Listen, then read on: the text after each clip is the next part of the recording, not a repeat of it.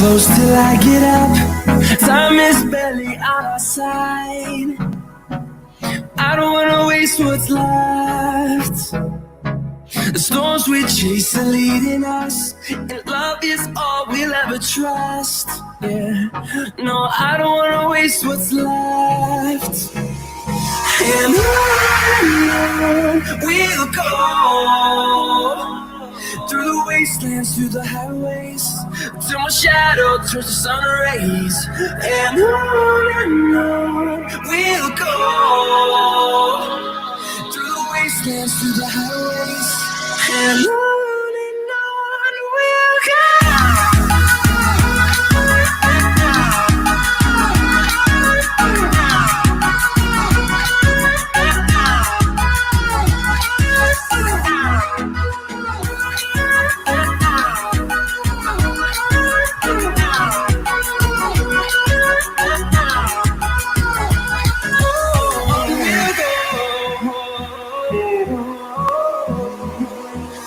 Finding life along the way, melodies we haven't played. No, I don't want no rest. Echoing around these walls, fighting to create a song. I don't wanna miss a beat. And on we'll go, through the wastelands, through the highways, till my shadow turns to sun rays. And on we'll go, through the wastelands, through the highways, and on we'll go.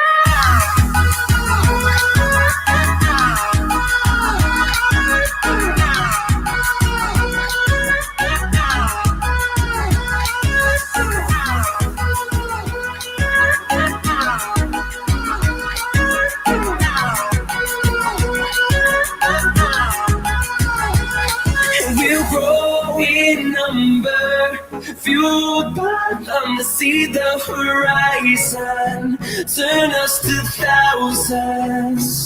And we'll grow in number, fueled by them to see the horizon, turn us to thousands.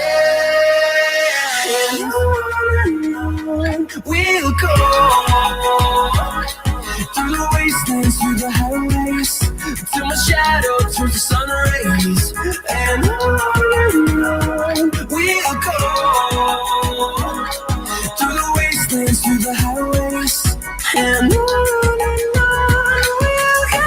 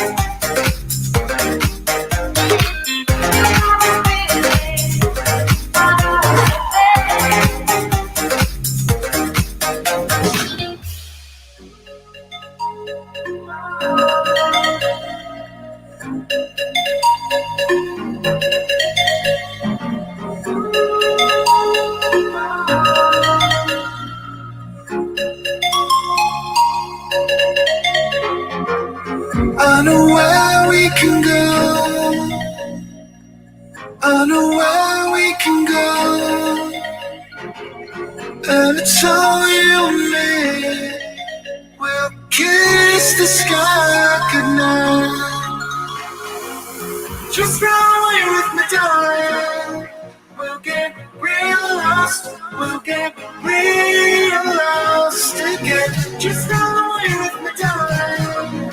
We'll get real lost. We'll get real lost again.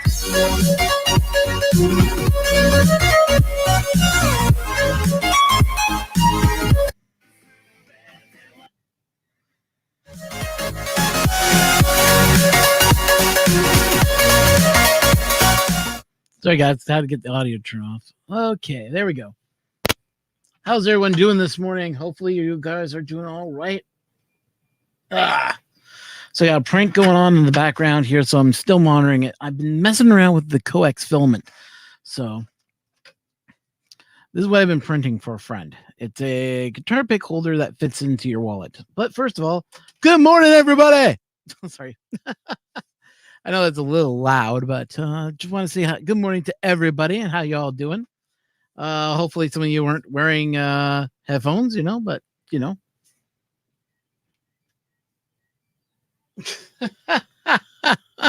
Great. Now we got music quotes going on in the background. So as usual, jeez, go in there, you.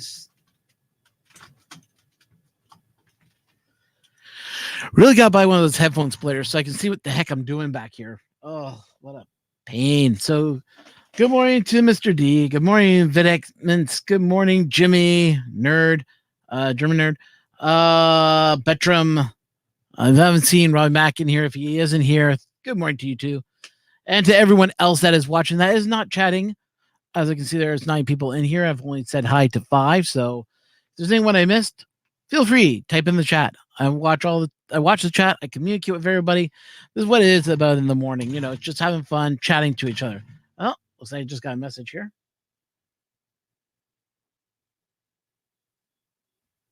I just got a message from Kilroy. So he just was, I was just chatting with him, and he now has his own, basically, what's the word I'm looking for? Twitter now. So if you guys want to find him, I'll post it in here so everybody can see it. So once again, thank you all for joining, and I am here in the morning. It's a good morning today. Sun is shining. It's warm outside actually, which is nice for a change. It's not the snowy drab garbage look in the morning. So I don't know how long I'm going to be on this morning, so we'll see how far this can go, and we'll go from there. So let me adjust my camera a little.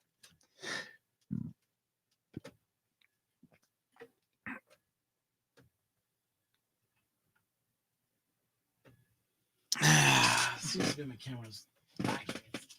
There we go. Fixed. I wonder why it was pointing too far up and too far down, and then I realized, oh, it's not set up properly. So that's fixed now. Let's see. Yeah, at least you got warm weather. We don't. It's like the balmy, cold Canadian winters that we have here. I won't say it's as bad as, say, my friends in the prairie provinces, which is where most of our wheat and corn and everything else is grown. Not to say Ontario doesn't grow a lot, it does. But if you go into the prairie provinces, and that's Winnipeg, Alberta, and Saskatchewan, not in that order, of course. It's actually Winnipeg, Saskatchewan, then Alberta. They're considered the prairie provinces, as we call them. And that's where a lot of wheat is grown, a lot of barley, all that great stuff. And it is cold up there when winter comes in because they're closer to the poles. So they sometimes can experience up to minus 40 Celsius, which is minus 40 Fahrenheit for you people in the States. And if you think about that, that's super cold. That's skin can freeze in less than, I believe it was 4 minutes, I believe they said. 4 or 5 minutes. I'll have to look up the information, but I know it's a short period of time.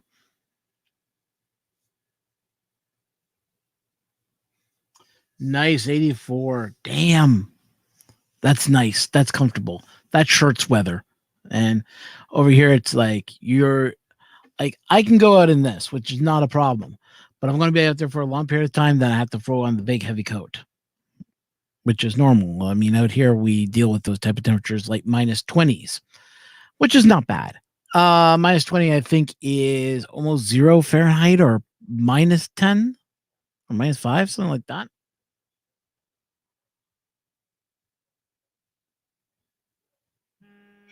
Oh, there goes my alarm again, thinking that I'm sleeping when I told it to turn off. Fun phones. No, it has to be at minus, at minus 40, you can throw boiling water into the air and it just solidifies into cloud and comes down as snow, which is kind of fun. I will say that I've done a couple of those before, and it's like you do it in slow motion. So you just see the water as the water leaves, it just automatically turns to cloud. It's such a weird look. And I have played around with that. So yeah, it's kind of fun to fool around with cold water and hot water, but it has to be at a boiling temperature. So anything above boiling is what you want it at, so that when you're throwing it, it's still boiling. It's still at the hottest amount it can be at. But yeah, I've done that too, and just throw it up in the air, and it's just like smoke. It's kind of like throwing ice cubes in a warm glass of water and watching the ice cubes explode.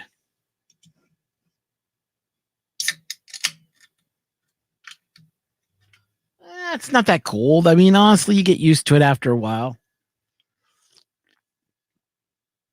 But I can tell you, I feel it in my bones being at the age I am and having the surgeries I've had to go through. I do feel it. I feel it in my back. I feel it in my knees. Yeah, cold is hard on the knees, hard on your joints, actually. But I live in the white north, and I wouldn't want it any other way in most cases, because out here our summers are gorgeous. I mean, there's nothing like. Sure, winter is harsh.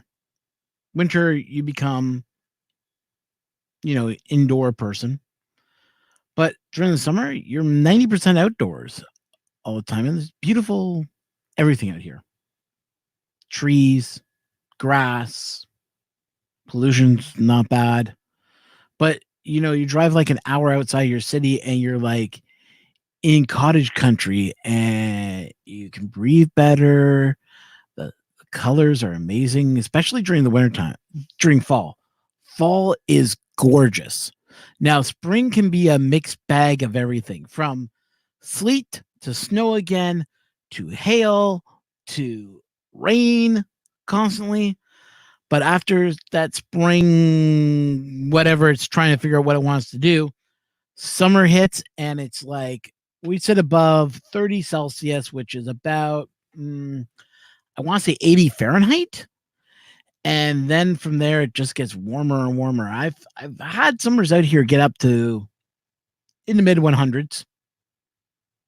Nothing drastic, like maybe 105, 107, 110. I mean, the hottest summer I remember was summer about, I want to say 4 years ago. The Humidex hit we hit the Humidex. So it was 35 with a Humidex of 45. So that is over 110, I want to say, if I'm doing my math right. And you just drip buckets of sweat. I mean, you cannot escape the sweat tank. Your clothes are wet. You're like slopping everywhere. It is nasty. I don't want to go for that again, but I don't mind relaxing out in that and just, shedding off the pounds and sweat and water. It's not a bad thing.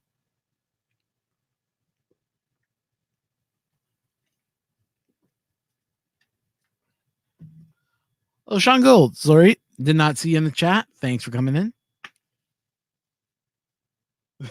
Comes down as a frozen. Oh.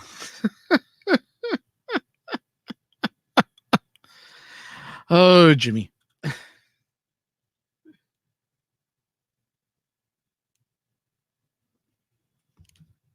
No, I'm not old in a sense that I'm old.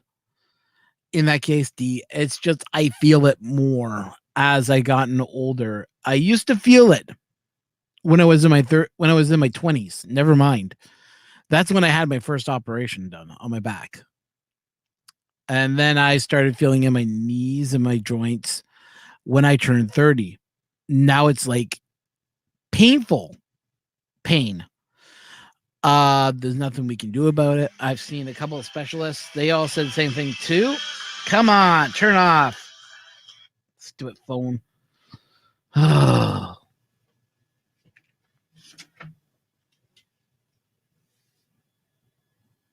Yeah, I felt that humidity too. Japan has some of the worst humidity I've ever felt in my life. And it does get hot there. It really does.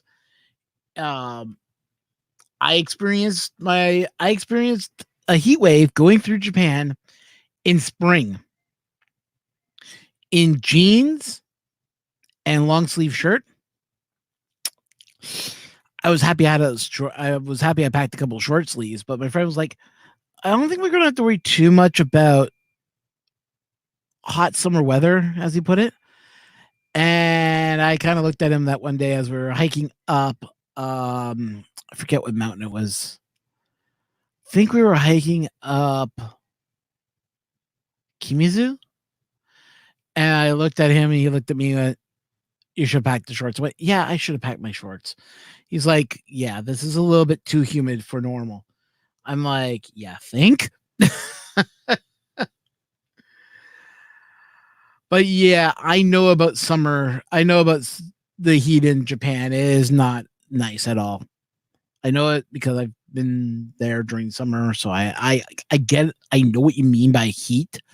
It is sweltering hot, and there's no way to cool yourself down because the humidity is so high, which is the amount of dew in the air, which in turn concentrates the sun more powerful because going for droplets then magnify the sun, then the heat.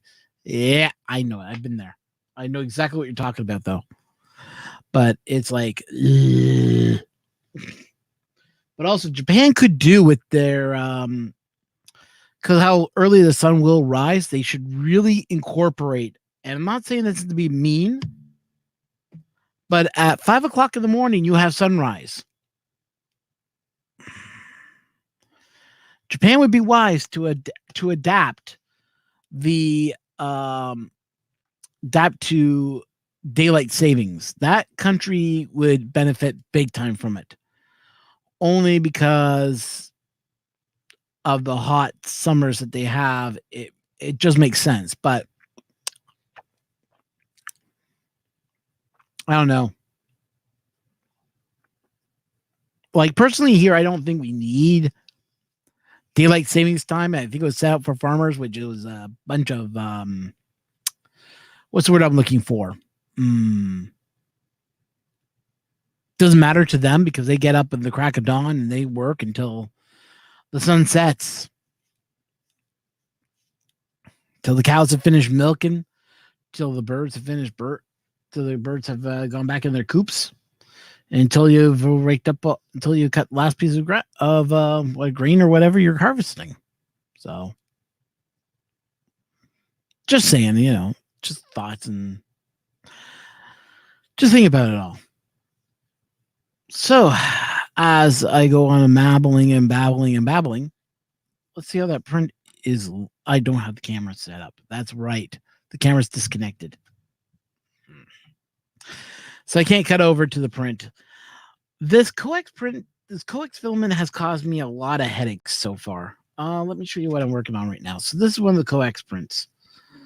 Looks pretty good up close and personal. But if you're looking right here, you can see I'm having this little issue where the part is delaminating from the corners, and the corners aren't printing as good as I want them to print. Now I'm printing at a 0.1 layer height. I don't know what's causing it. I'm still trying to figure that out. If I'm not printing hot enough, or I need to turn down my cooling fan, turn off the cooling fan. I'm still experimenting with the coax stuff. Four perimeters, 20% infill. So yeah. Now here's the Cura settings. I'll show them to you right now, guys.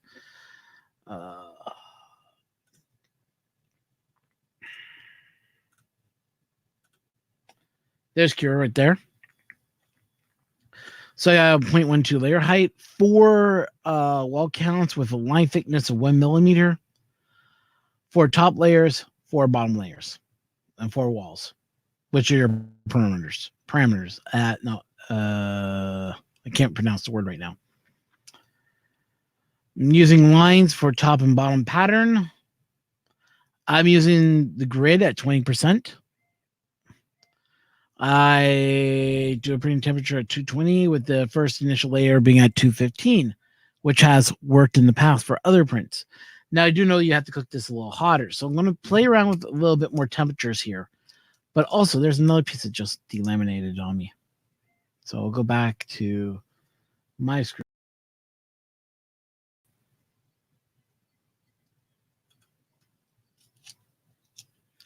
So that just delaminated right up there, this ring. As you can see, it's lifting up right there. So yeah, there's areas in here that just did not print right. And the fact I can pull away with my finger says something that something's not 100% right.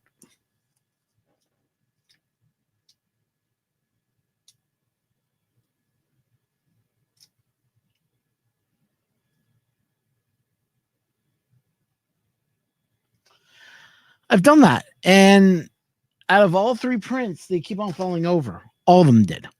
It doesn't matter, and I have a feeling it could be nozzle height. I am going to readjust my nozzle again and re-level my bed to see if that's an issue too. That's a probability that I was thinking also. Because I'm watching it, it seems that one side is good, yet the other side seems to be off a little. It seems like the nozzle's too close to the ground, which I'm not sure if that's it or not. So I still got some playing around to do to figure this all out, figure out what's triggering this to happen.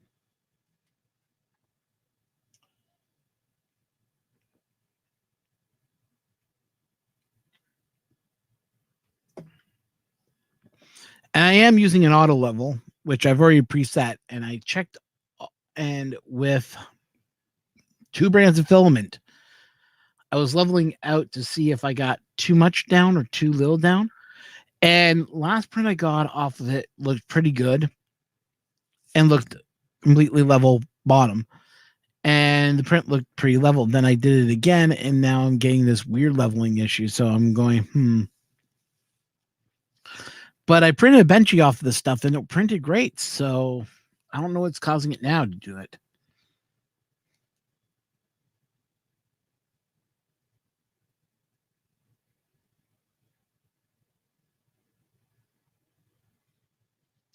Yeah, Mayonnaise beds are great for printers, but I wonder if my Mayonnaise bed's having an issue with the probe, but I doubt it. I mean, it shouldn't affect the probe, and that's why I'm thinking there could be a problem that I'm not realizing with the magnetic bed, and it got me a little puzzled. Like, what could I be missing?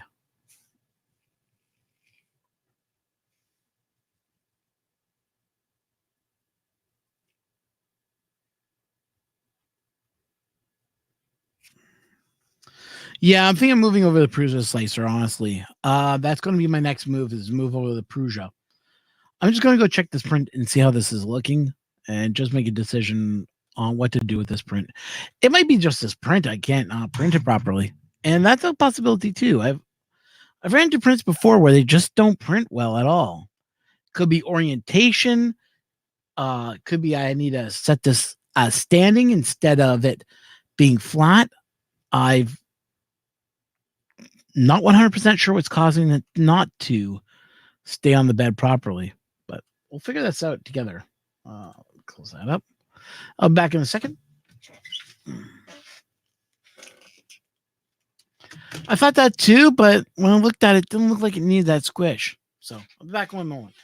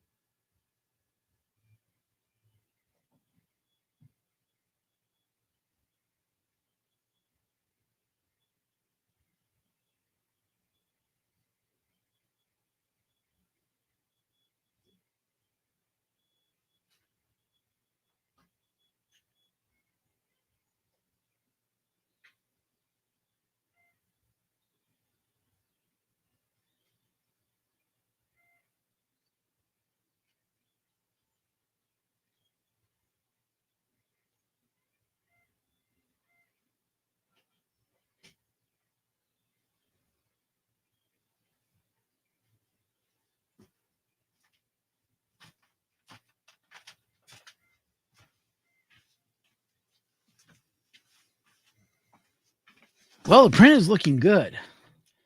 And soon we'll be able to show you guys what I'm seeing as soon as it boots up.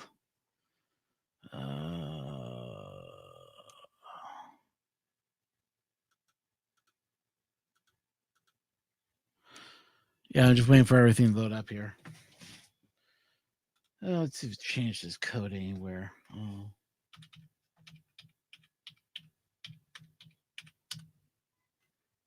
One program I've been finding a lot useful is the ability to use a program called LastPass. Well, it makes my life so much more easier. I don't have to remember all my passwords. I got all my passwords programmed by it. But I always have backdoors set up that if I ever have an issue, I can easily get into I can easily pull up my LastPass password. So it's not a bad thing, but I do prefer LastPass. Oh, hang on.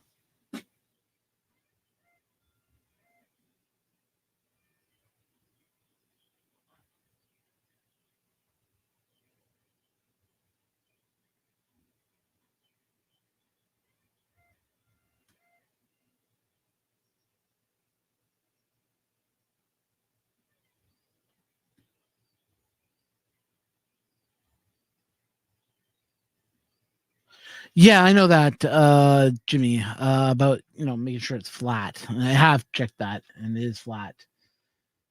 That was the first thing I thought of too. I was like, "Wait a minute, is this showing up flat on this thing?" So I pressed it in and said, "Yeah, it's flat." So definitely wondering if the orientation might be wrong. That it needs to be printed. Like if I go back to it.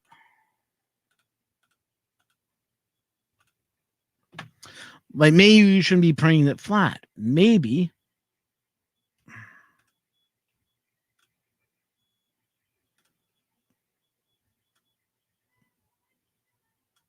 May needs to be printed like that. If that's the case, I'll print it with a brim. And if that will print better, then I will do it that way. Yeah, that's what I feel too. I feel that it should be flat on the ground. I agree with you. Lay flat.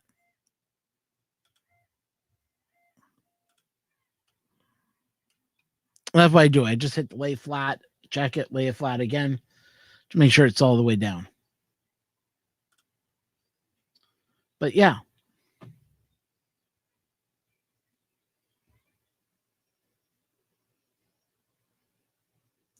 That's what I was thinking. That's the way I thought too. That if I'm going to be putting it in a wallet, I want it to stay flat. And that's what I did. So I did print it that way.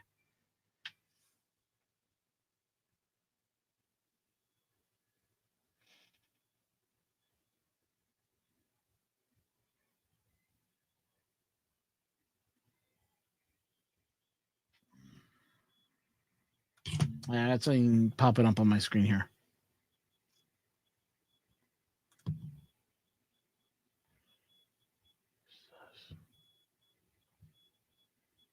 What the?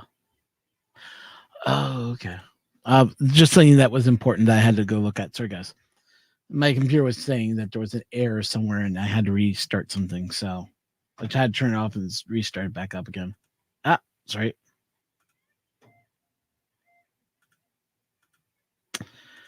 That's interesting. Properties.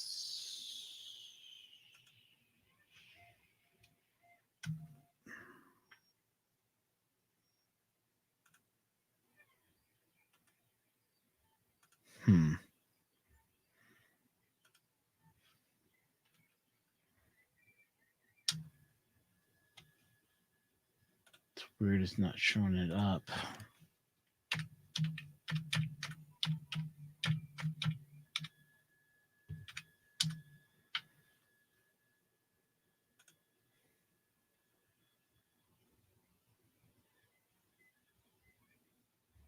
Oh, that's interesting.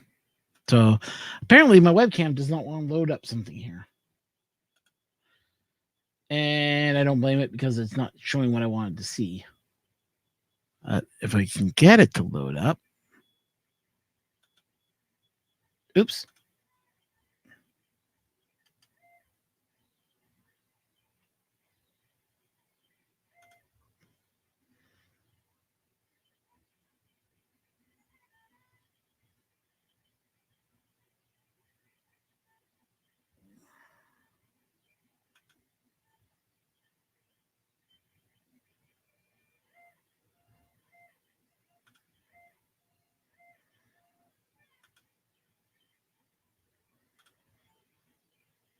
And now we got OBS warning.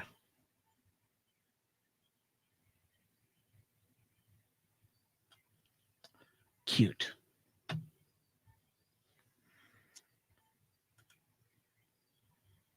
Because when I looked at it, properties.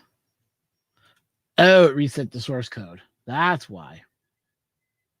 Cute, cute, cute. Okay, tools.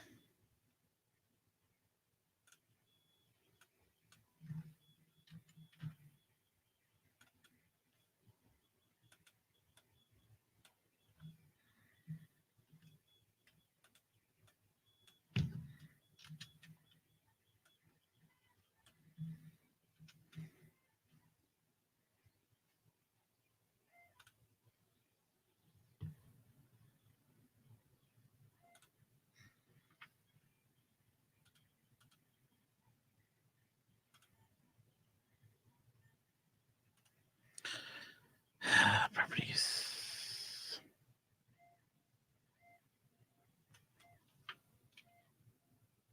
What is it? Width is 1260, I believe. And the height is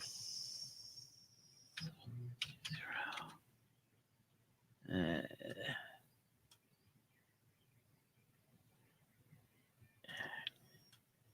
Still not showing it. There we go. So now you guys should be able to see that in StreamYard. Yeah, it's showing up now. Good.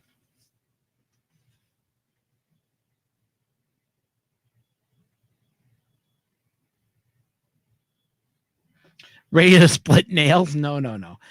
It's just, it was not accepting what I was typing in, and it kept on saying, oh, I don't know how to read this information. I was like going, no, you know how to read this information. You just don't want to read it right now. It does this every so often. OBS is bad for remembering stuff.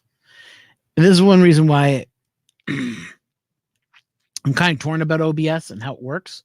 Sometimes it can work great. Other times it can be a beast of a machine. So I'm going to adjust this view here for you guys so you guys can see what I'm looking at. I just got to log into my instance of Octoprint on here, so I can easily fix it while I'm over there. There we go. 1, 2. Give me control. That's what I need. Be right back.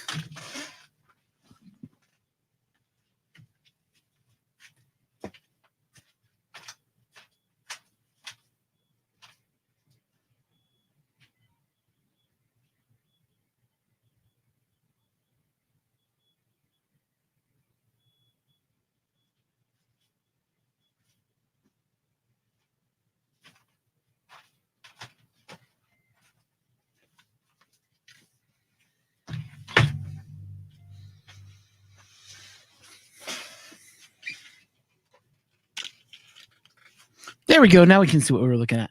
So up here is the print that I was working on. So it's just printing right now. And I readjusted the camera a little bit. Yeah, it's printing out pretty good. It's looking good. The CR10 is going to be up running soon. Again, finally. I fixed the issue with the CR10 that I was having. New nozzles on there. New plate is on there. I might need to buy a new sock because the sock I got on there right now doesn't fit it properly. So I might have to order a new sock. Other than that, it's been heating up like no man's land. It heats up in less than a few minutes. I might fire another coat at it just to get it hotter because I want it to heat up better because it's going to be mostly going to be printing out PETG probably. I'm also thinking about putting a modification on it that's going to have the direct drive on it. So like this is set up as a direct drive right now. My Ender, I turn the direct drive. I put the extruder right on top. There's a special geared extruder kit that I bought from another company that uses the plastic kit from Creality. Long story short, no clip wouldn't work with the kit, with the print I printed and everything else. So there's a kit I can buy that will fix that. I put that on there, and it's now printing with anything I throw at it. The only one I can't still get it to print is TPU. That is going to be my next bet, is to try to get TPU to work on this thing. Because I do want to print a couple squishy items and just see how it is for TPU. And I got some Ninja Flex kicking around. So I like to get that used and see what we can get printed. Yeah, I prefer Direct Drive now that I've been messing around with it. I've been thinking of the Titan Arrow. Honestly, I've been looking at it. It's a nice extruder kit, and I've been thinking about it more and more every day, but I don't know if I'm at the point where I'm ready to pull that trigger just yet and go out and buy the kit and attach it.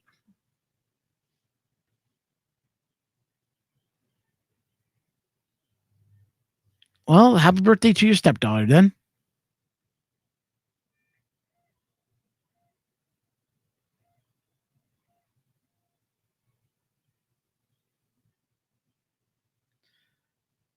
Are you talking about the Monoprice Mini then, I guess? I didn't know the Monoprice Mini could handle TPU. I thought it could only handle PLA only, and that was about it. But if it can bring TPU, that's awesome, though.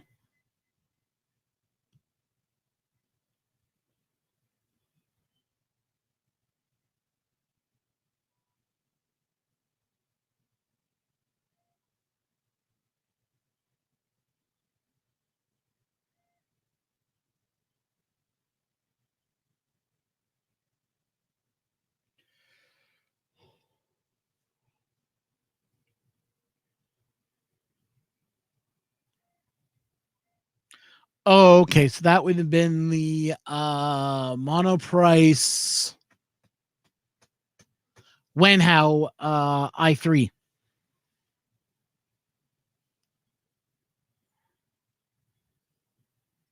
Yeah, Maker Select version 2. Yeah.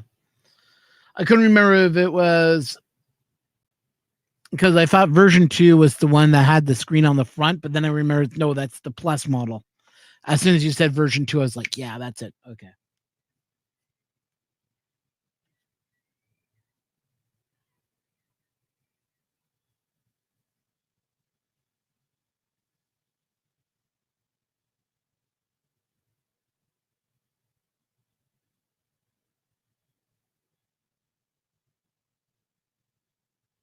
Yeah, Maker Select. Okay. Yeah, no, don't get me wrong. The Monoprices are great little printer. I don't have one. Like I said, I still want to get an ANET A8 before the fixes.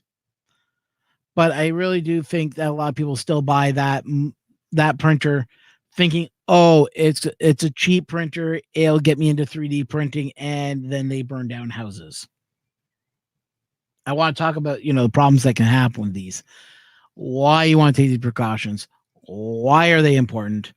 And just do an example of why this printer is such a dangerous printer for the average consumer. Because what a lot of people don't know is that everything contains firmware. I've talked to people that have it, and they've never updated the firmware, and they wondered why it became. And I talk to people all the time that have had the ANET A8s and never updated the firmware, and they wondered why it almost burned down their house. And I said, because it doesn't have runaway protection on them. And they all look at me like I got two heads and I don't know what I'm talking about. I'm like, there's software that runs it. Huh? There's software that runs the printer? Isn't that on the SD card? No.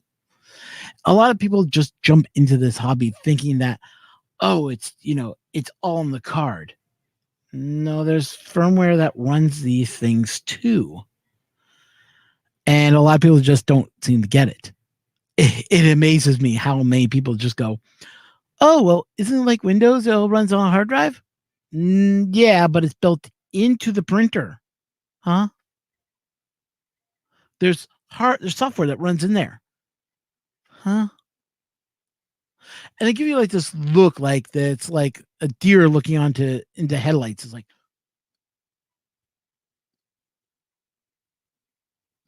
it's just like, oh, head hurt. You just look at these people and you just go, yeah, there's software that runs in this machine to make it work.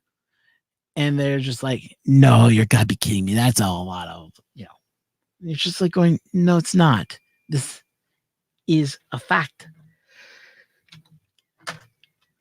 But people, time and again, they don't understand the printer. They buy the printer thinking it is easy to run and get it going. And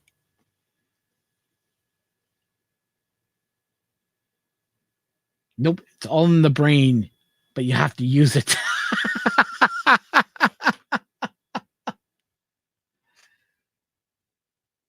That's the problem. And that's what the people are. And it's the people that are not tech savvy that are getting into 3D printing now. And they go to a store and they buy a 3D printer.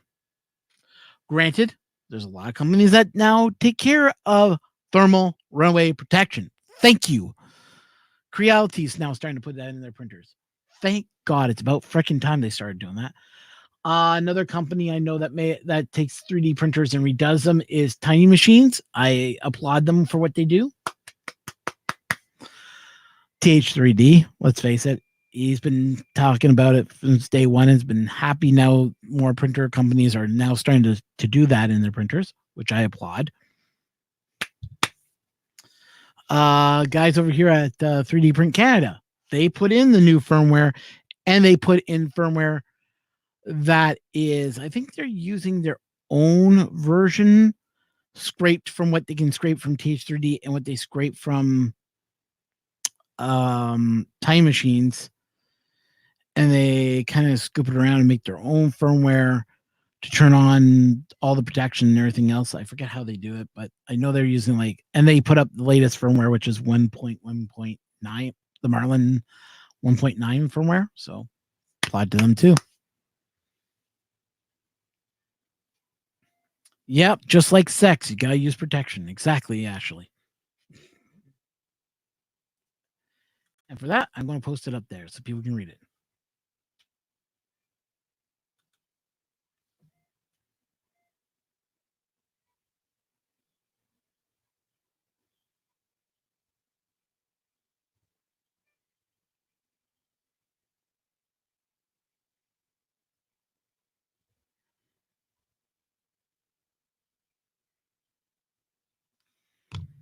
Isn't that the truth, though?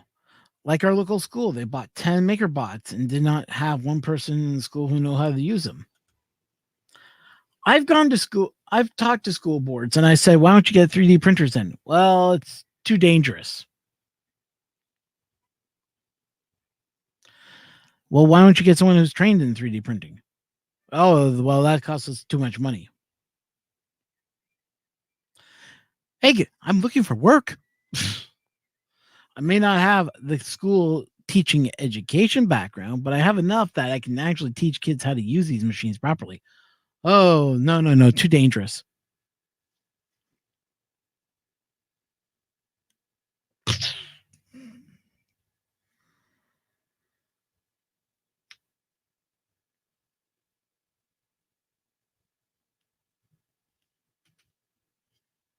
So it's more like you try to help someone out and they just, shoot themselves in the head. They just put a gun to your head and just go.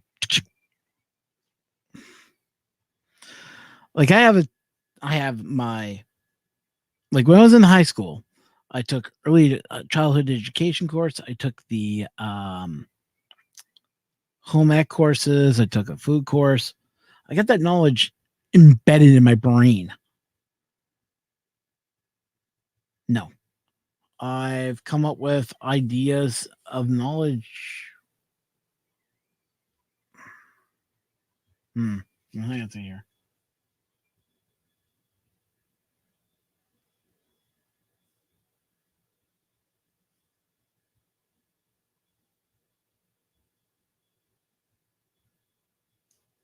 Yeah, we are running into that a little bit. I mean, I must admit, our government out here in Ontario, and we got no government that's kind of tearing apart all that idea, is that they said if you do not have the score set to get into certain courses, we have trades that are suffering right now that need people who are more trade related. And that's like carpentry, mechanics, auto engineering, that type of stuff. I have a background in that. It's not something I enjoyed, but I know how to take an engine apart. I know how to put an engine back together. I know the fundamentals of running a car. I understand all that. Yeah. I think I can find a job in just being an auto mechanic for a little while? No, because I do not have a license to be an auto mechanic. Believe it or not, you need to be licensed to be able to work on cars. Okay, well, I can do it. I can do oil changes. I can change tires. I know all that type of stuff. I've done it before. To put an auto mechanic right beside me, and he'll just watch me do stuff. I've done welding.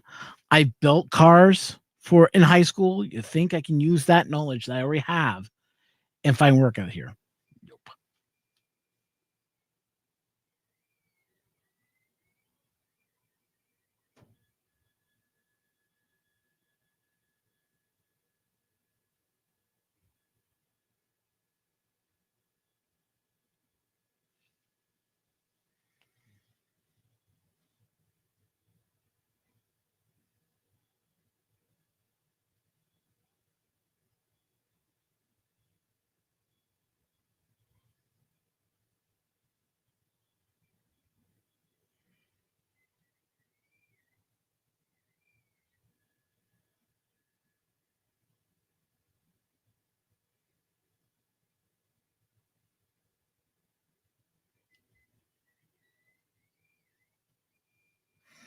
Yeah, well, there's a little bit of twists and turns to that. So I understand where One Raz is coming from, but honestly, some of the best cooks in my school were the guys. They took the cooking courses. They didn't do home ec. I did the home ec end because I needed a certain course. So I said, okay, fine, I'll just do the home ec. I enjoyed home ec and I enjoy cooking, but I'm not a fan of working in a restaurant. I did the restaurant for a year or two, working in a restaurant, and I did not enjoy it one bit. I found it dull. I found it boring. I found my Fridays, Saturdays, and Sundays were never my own anymore. Sure, I had a Monday and I had a Wednesday off, but those days that I had off were mostly spent um, studying other stuff. Like I was going to school and then working in the restaurant also. So in the long run, I wasn't too fond of working in a restaurant, and I found restaurant work not for me. Ooh, Prince coming off the bed.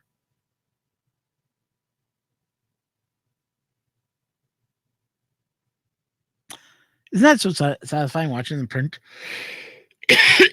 roll off like that?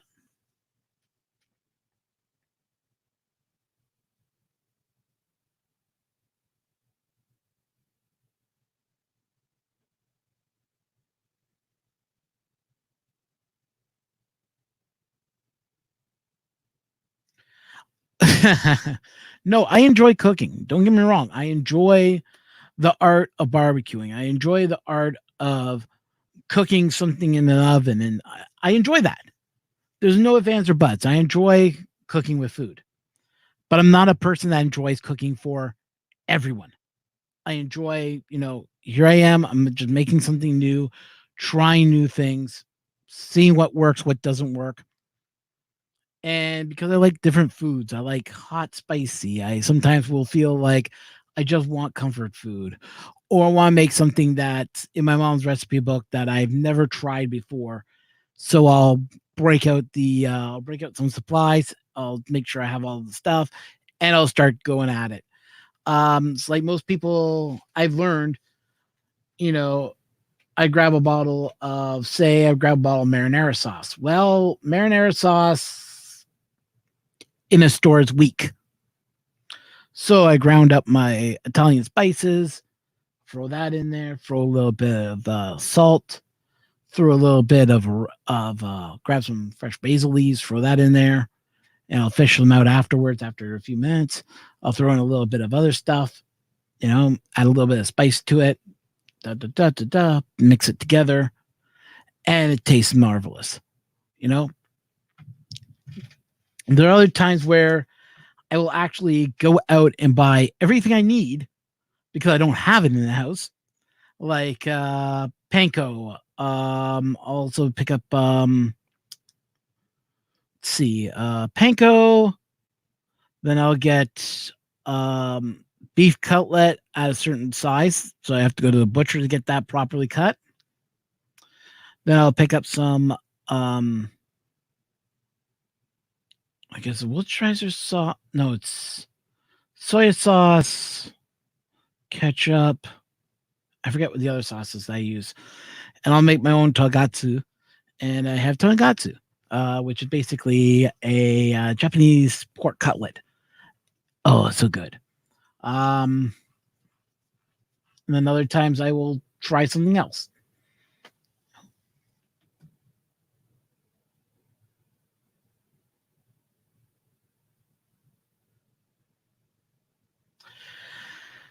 Believe it or not, the marinara sauce that I like, and I only don't make it anymore because it requires stuff that I can't get anymore.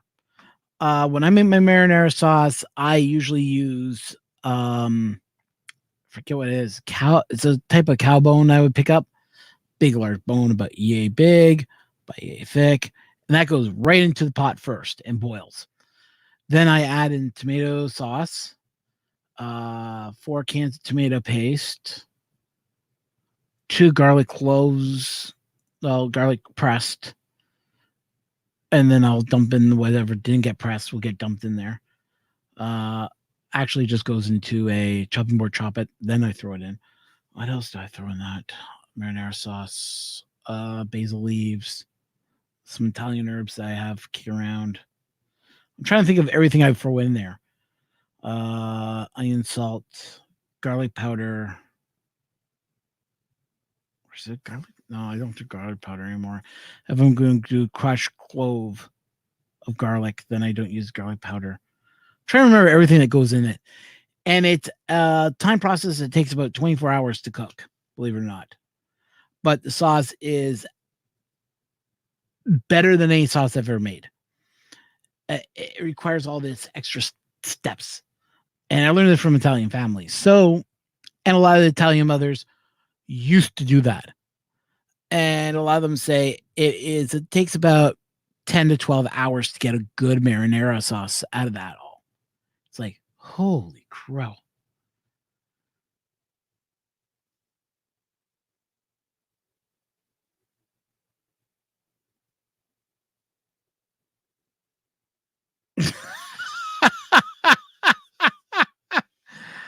Oh my God. You guys are crazy. We need a Cooking with Ron channel.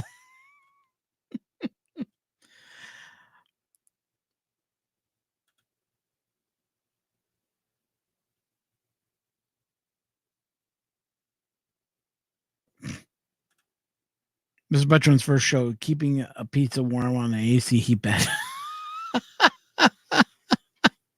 You guys are crazy. Hey, everybody, it's Derek. Have you signed up to Derek's channel, guys? If you're not signed up to Derek, please give him some love. He needs it. He is trying to grow his channel big time.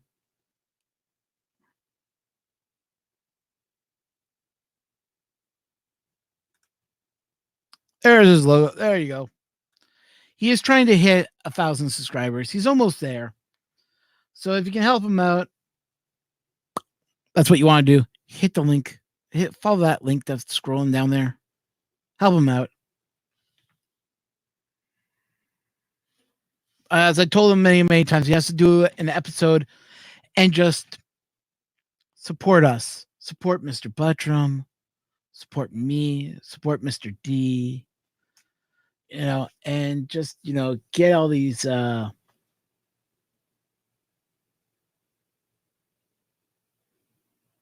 and just get, all our channels, up, because he's already at almost at 1,000, which man, if you hit that 1,000 number, let me know. I've had a lot of subscribers in the last couple nights. I've had we're now up to 251 right now. So that's not too bad. I mean, here, have a look at this number. Let me pull up my Social Blade account.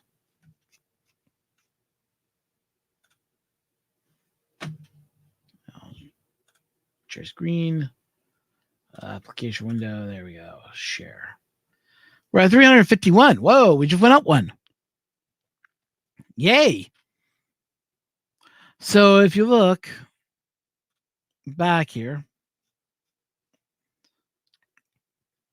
Wednesday, Thursday, Friday was pretty weak. But ever since Sunday, Monday it said I was up 3. I was saying Tuesday I'm up 3. It's going to be, I'm going to be up like 4 or 5. But my numbers are still in the plus. This one I'm a little worried. Someone unsubscribed. I'd like to know who that one unsubscriber was. Whoever you were and you unsubscribed, oh well. If you ever come back, I'll say hi. But if not, I'll never know who you are because I'm not told anything of who unsubscribes, which would be nice little feature where I can click it and I can see who subscribed and who hasn't subscribed. That's something I want to see come back. But knowing that we're at 351, whoever you win that one extra subscriber is, thank you so much. I do appreciate it. I appreciate everyone that subscribes to the channel. Don't get me wrong. And if you're subscribed and you're watching in the background and you're not tweeting, you're not replying back to me, thank you anyways. I do appreciate it. 100%. But yeah. Just want to show you guys that.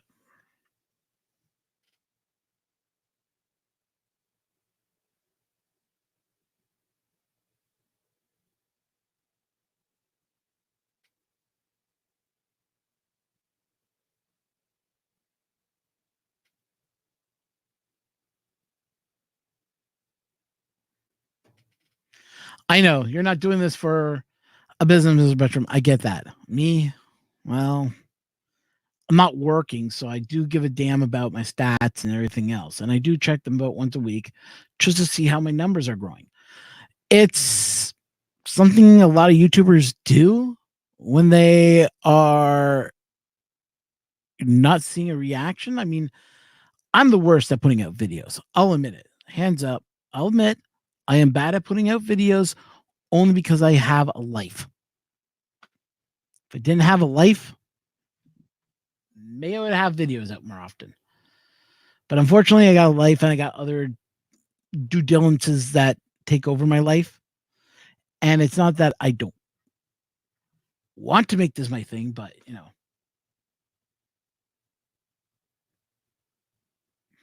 stats. We don't need no stinging stats. Stats. We don't need no stinking stats.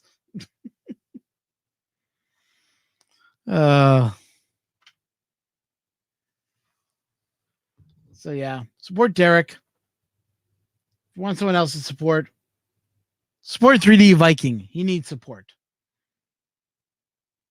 If you want to, I also recommend getting an Alien 3D box. Go to alien3d.us.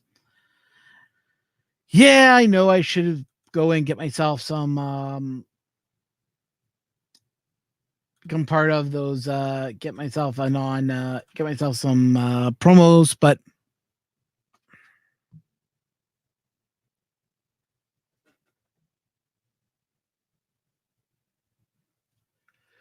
actually they just don't know what they're missing, right? But no, it's just, stats. But they do mean something in the long run. It means that my channel is starting to grow again, which is nice to see. I've had about 8 people comment still on the Ender 3 could be a fire hazard. And so far I've seen another guy write to me, like just message me out of the blue saying, hey, thanks for that video. I did check mine and I did cut mine off right away and resoldered them because I just didn't trust it. You do prove a point that we should really check our printers just to be on the safe side. No, don't take anything for granted. And I was like, yep. It's nice when you see people say, hey, watched your video, took your advice, looked into it, and yeah, mine had this issue. And it's just like, okay, well, glad you were able to catch it and that you didn't have fire. One guy's printer did catch on fire. I asked him how's everything now, after 6 months down the road. It's like everything's fine. The printer's now working again. I was able to fix the he's like, luckily enough that nothing was behind it to catch fire. He's like, if I left something there, it might have caught fire because it dripped and the wires hit the ground. It hit the wood, only scarred the wood. It didn't set the wood on fire. It's like, oof, that's close.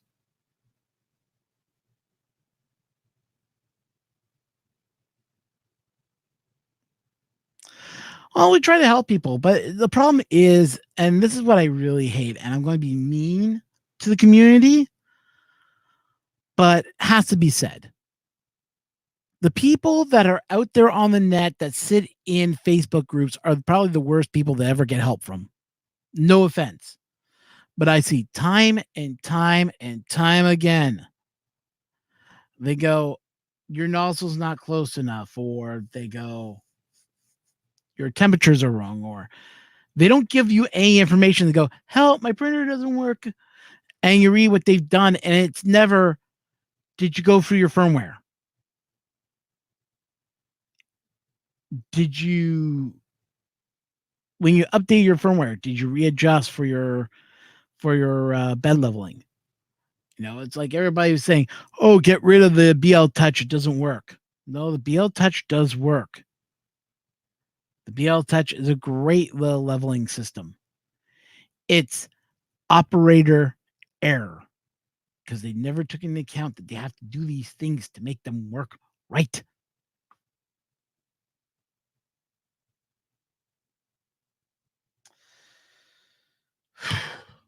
It just gets on me after a while. I mean, we're all here to help, right? We all try to help each other out. But what really bugs me is the people that are on the internet that don't know anything and generally call the person, oh, you're a moron. No, they've never owned a 3D printer probably. They're not a moron. They're just learning it. It's like all the obvious is, oh, you got your nozzle too high. You got your nozzle too high. I go on, your nozzle's too high. What you want to do is if you got enable baby stepping, go into your baby stepping. When your bed levels, use baby stepping to get your nozzle to come down to the right point where you're getting a proper line. Once you got that proper line, set it in your EEPROM. You don't tell the guy his nozzle's too high, he has to re-level. That will not help. And I said, it looks like your level's too high. It looks like your probe is probing too high. So what you want to do is you want to change these options in your printer. I get a reply back. Oh, that worked beautifully. Thank you so much for helping me out. Not for, oh, your nozzle's too high. You got to re-level, you noob. It's like, really? Do we really have to be that rude to people?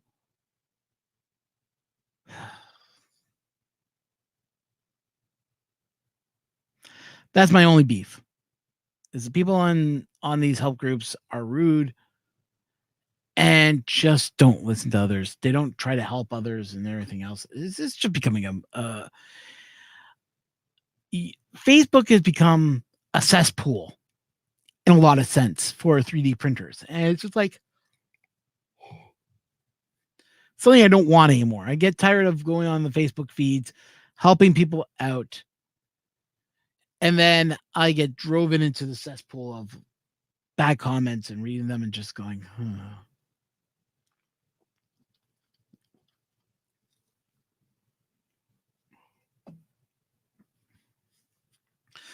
Like some guy questioned me, pulled out his line, and you can see the his filament was raveled up somehow because as he pulled it out, it came out like almost like a snake almost. And I've seen it before where your filament starts forming a puck in the center because you don't have your nozzle straight down and you don't have it cut flat. And as he pulled it out, it was all like raveled around and everything else as he pulled. And I was looking at it, and it's like really long, really pulled out, and it's very thin, and it's curled. I'm like, yeah, that's because you don't have the tube pressing down on your nozzle, because the nozzle and tube line up with each other. And his line was, and everybody was like, yeah, you don't have your PTFE tube down far enough. I'm like, yeah, go with the one Bad Marine fix. It'll be your best bet to fix that nozzle and tube. He goes, you really think that's a tube issue? I go, yeah, it is, because I've seen it before. I've done it myself.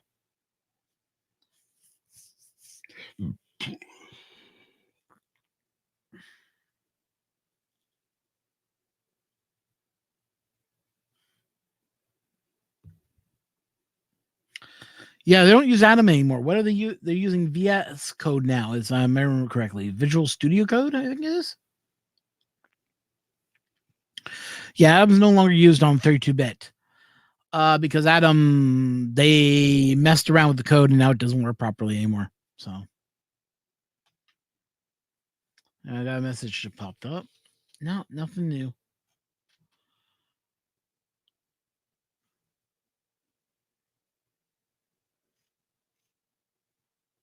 By the way, has anybody heard anything from Colin? I mean, Colin's been very, very, very, like, not around anymore.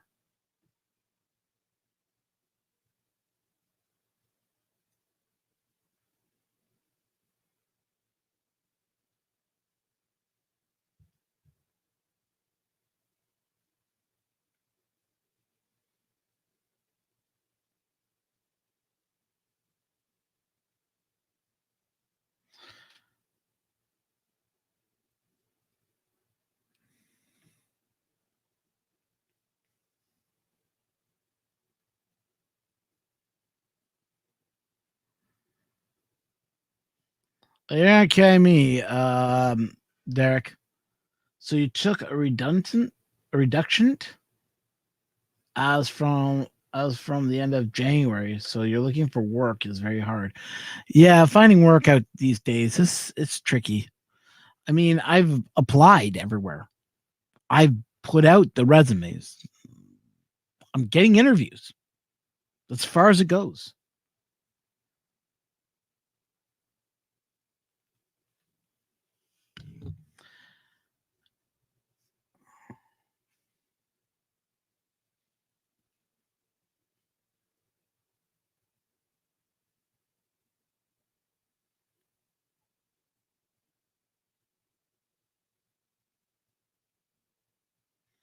Told you the meds are not helping. What meds? Do I need crazy meds? Do I? Do I really need them? No, I don't think I need them, but yeah.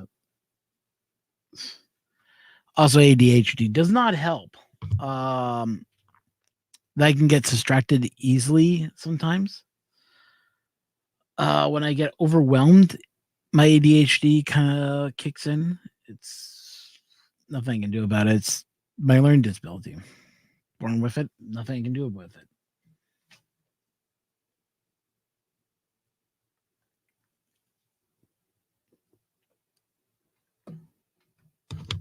Out here, I've been looking, but out here, everything they want is either you have to have a university degree or a college degree. I have a college trade school degree, not a college degree, what they want. And I've applied to places. I applied to things that are higher than what I know and that are lower than what I know. And I've applied to them. Either I'm too well trained or I'm too undertrained. I get that a lot. Oh, we feel that you're overtrained for this job. So, yeah. What do you mean I'm overtrained? Well, you have these skills. Yeah, but I don't care what skills I may have. If I have the skills you're looking for, well, you had too many of them. Meaning what? Oh, you'll just quit.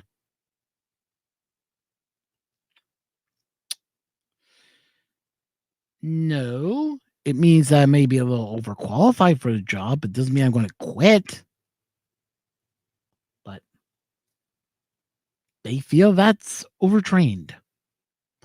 And then for some of the knowledge I do have, I don't have enough training, and they don't want to offer the training to teach you these little things that you should know if you're in this field. And like going, everything is teachable.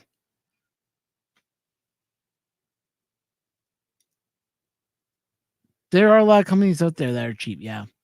They don't want to pay for training. They don't want to teach you this stuff. I'm willing to learn this stuff. But nope.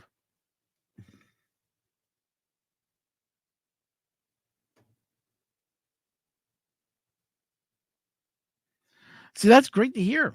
They're saying people go to Germany to get trained. That's awesome. There are some companies that still do offer training, but they're far and few from between now.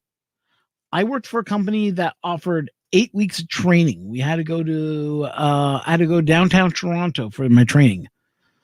I got trained in the software. I got trained in the hardware. And I worked there for about 6 weeks till they let me go. But the training I walked out with was a lot of stuff that a lot of other banks that I applied to, because I have a lot of bank training now that I can walk into a bank and work at a bank. But a lot of the banks I've talked to said, "Oh, you're overtrained for what we need," because I understand the FDIC, because I understand how the IRS works.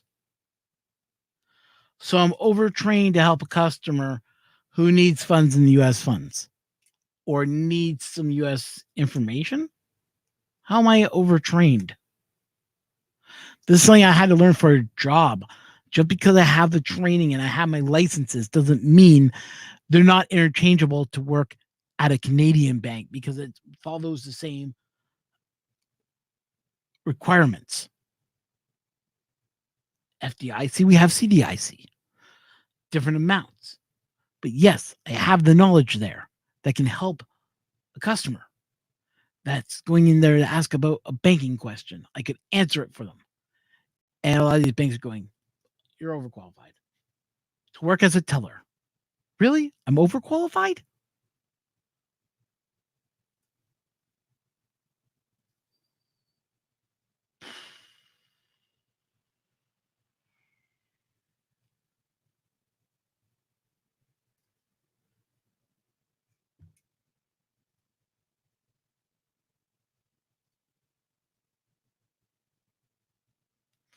Well, Derek, hey, keep up the good work with the boxes. Here's a tip for you, Derek. In your video description, add tags in the description. Don't add them to the tag box. Add them to the description key. Also, look at TubeBuddy.com. Sign up for that, Derek. It'll help you out. Trust me on this one. I've been using it, and my channel's been growing. Give it a shot. It's free, easy to use. And I believe I have a code in one of my other videos. If you need it, I can send it off to you privately sometime during the day. So keep an eye out for it. If you like what you see, let me know, and I'll send you the code, and you can then give it a shot. Let's see here.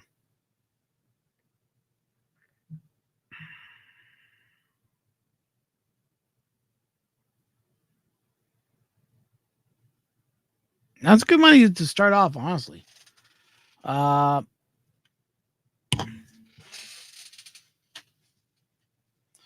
was thought just to go into just get my license and just do and get my learn how to use ultrasound and learn ultrasound work. It was an option. I've looked at the courses. The courses are about 10,000, and it's about 4 years of work to read an ultrasound machine. Ultrasound technicians get paid good money, about $17, $15 an hour. It was something I looked into. but it takes 4 years and it's going to cost me $10,000 to learn it. I went, too much money in it. I can't afford that.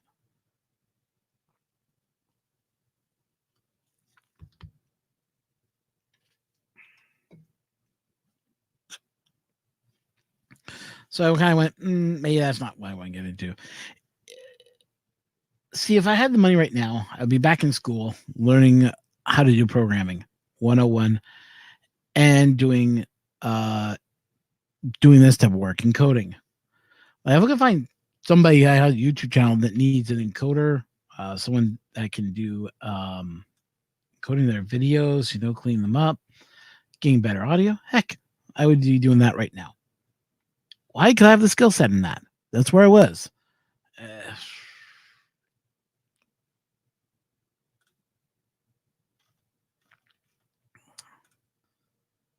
If I can figure that out, find a job in that field, I would take it immediately. Just saying. But let me go get the print off the bed and we'll check it out.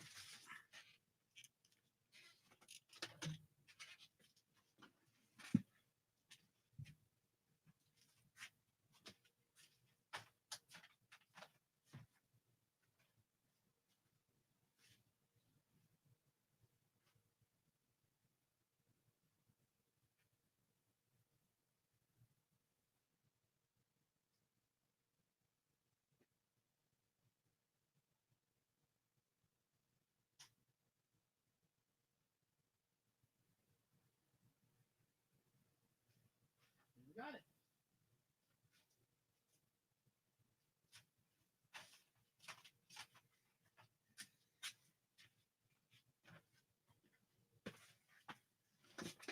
We got it.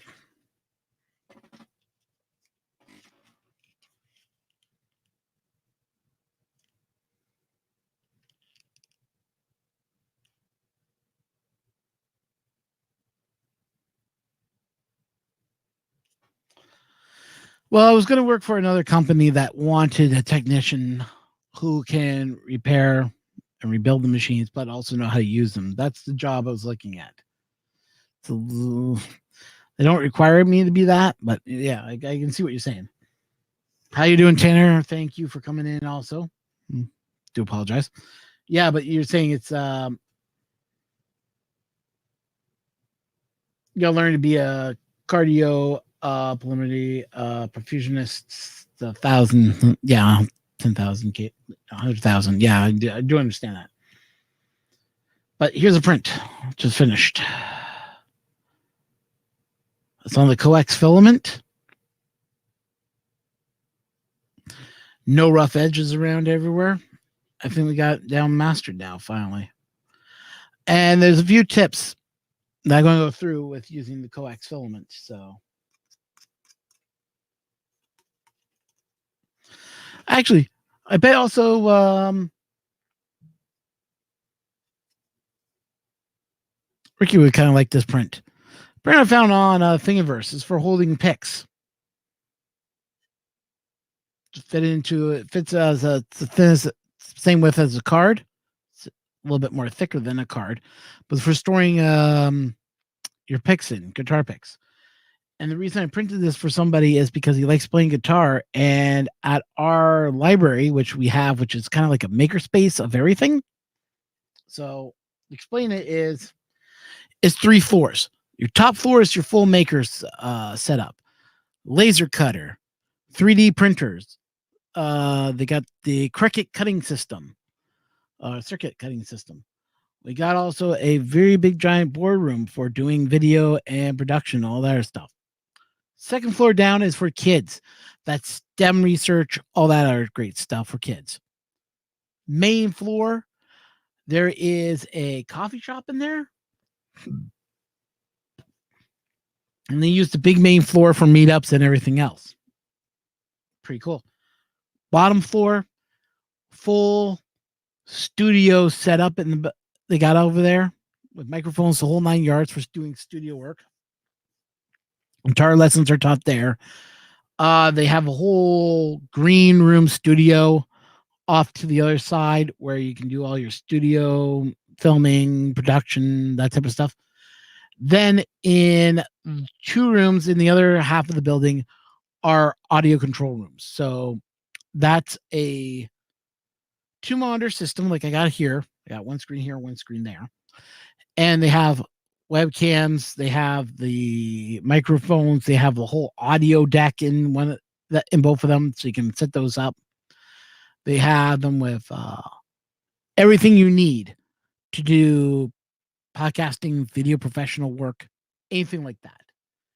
And that also includes doing I also go there because I have a lot of old reel film that's on reels, the old 8mm film and 16mm film got kicking around here, that I am currently taking my time and going over to the library, spend about $1, and I just put a reel on one, put the reel on the other one, feed my reel through, and run it.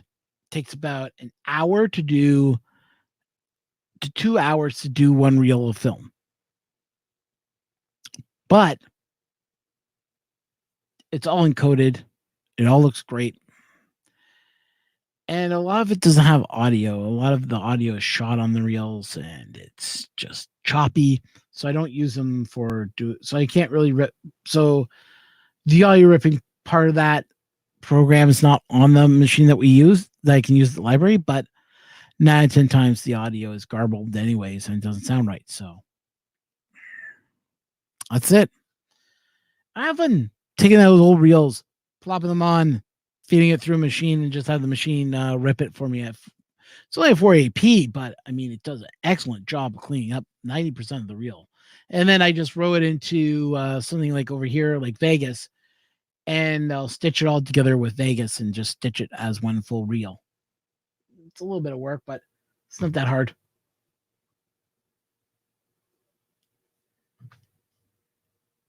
But yeah, that print turned out really good, actually. I'm really happy with that. It's a nice the bottom is nice. Front turned out perfect. The bridging is great on that. This was printed at 210. And 210 seems to come out perfect on that now. So I had a couple of failed prints, but having a half decent print come off the bed, nice to have. Now I can start working on the other stuff, which is finishing up some prints I got to do. And once those are all done, putting it together. Then I will paint, then I'll prime it, paint it. Well, first I'll gloop it. Then I will sand it again. Then I will prime it. And then I will sand it. And then I will prime it again. And then I will sand it. And then I will paint. Then I will sand it. And then I'll paint again. And paint again. And then put a finishing coat on it.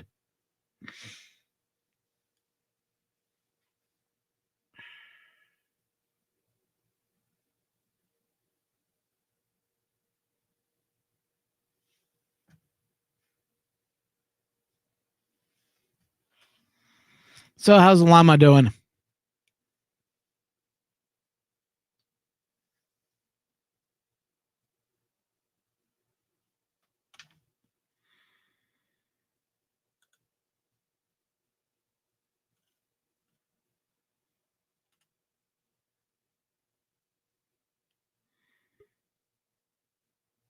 Oh, that's weird. Oh my God. It's him. It's the one we've been waiting for. Is that a good sign or a bad sign? It's the one we've.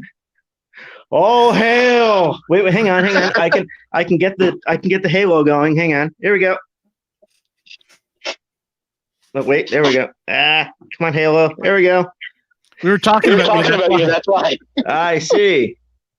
Yes. Well, I figured I saw that you were streaming, and I figured, oh, I should pop in and say hi. And then I went to go turn on the computer associated with my 3D printer and cameras and all that good shit, and everything was out of date.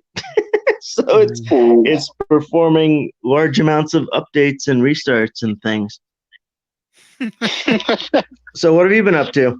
Nothing much, really. Working. What have you been saying about me? Hang on, I had to turn something off here. So.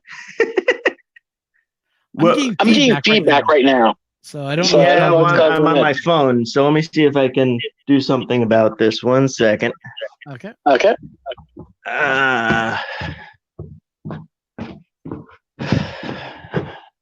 Let's travel with Colin. Yes. Rummage through Colin's gym bag for earbuds. Where are the earbuds? Come on, earbuds.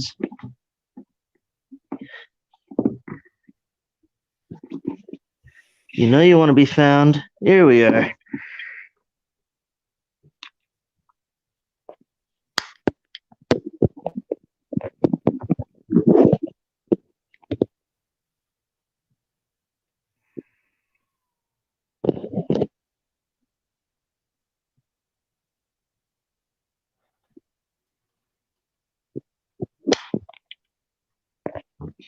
Does that work any better? Well, it matters if we get them. Nope. You don't. Hang on.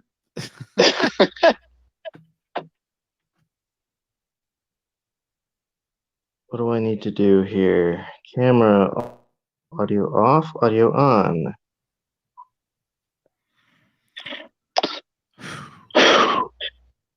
I'm not sure if I can change audio devices this way. Maybe I have to leave and come back in.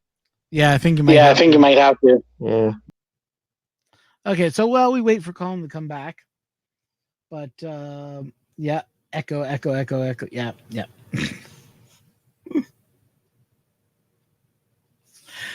I don't think there's an audio processing on StreamYard, if I remember correctly, for the phone when you're logging in from a phone. Well, it could be. I could be wrong. Don't want to be wrong. But in this case, I think I'm right. But who knows?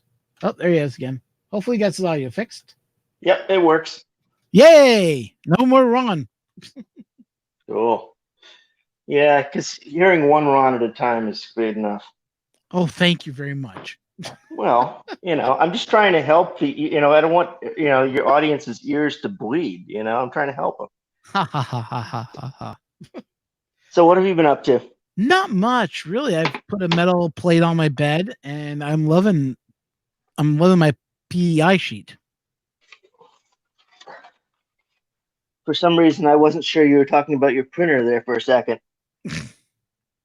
Well, I got the metal bed. Well, I got those the spring steel sheet from another supplier that's on Amazon, and the only reason I didn't go with TH3D or go with Wham Bam, well, Wham Bam's way too much money, and to get it shipped over here, which is going to cost me a bloody fortune. To get a TH3D sheet, I could order it, but then I have to wait forever for it to come because they're dealing with the same issue I was dealing with, not being able to find stock online because of the coronavirus. Yeah, it's remarkable. So Chinese shipments are down like 15% or something. 25% actually. 25%. Wow. Okay. No, my information was like a week old, I guess. 25%. Wow. Because they took that 2-week holiday on top of it.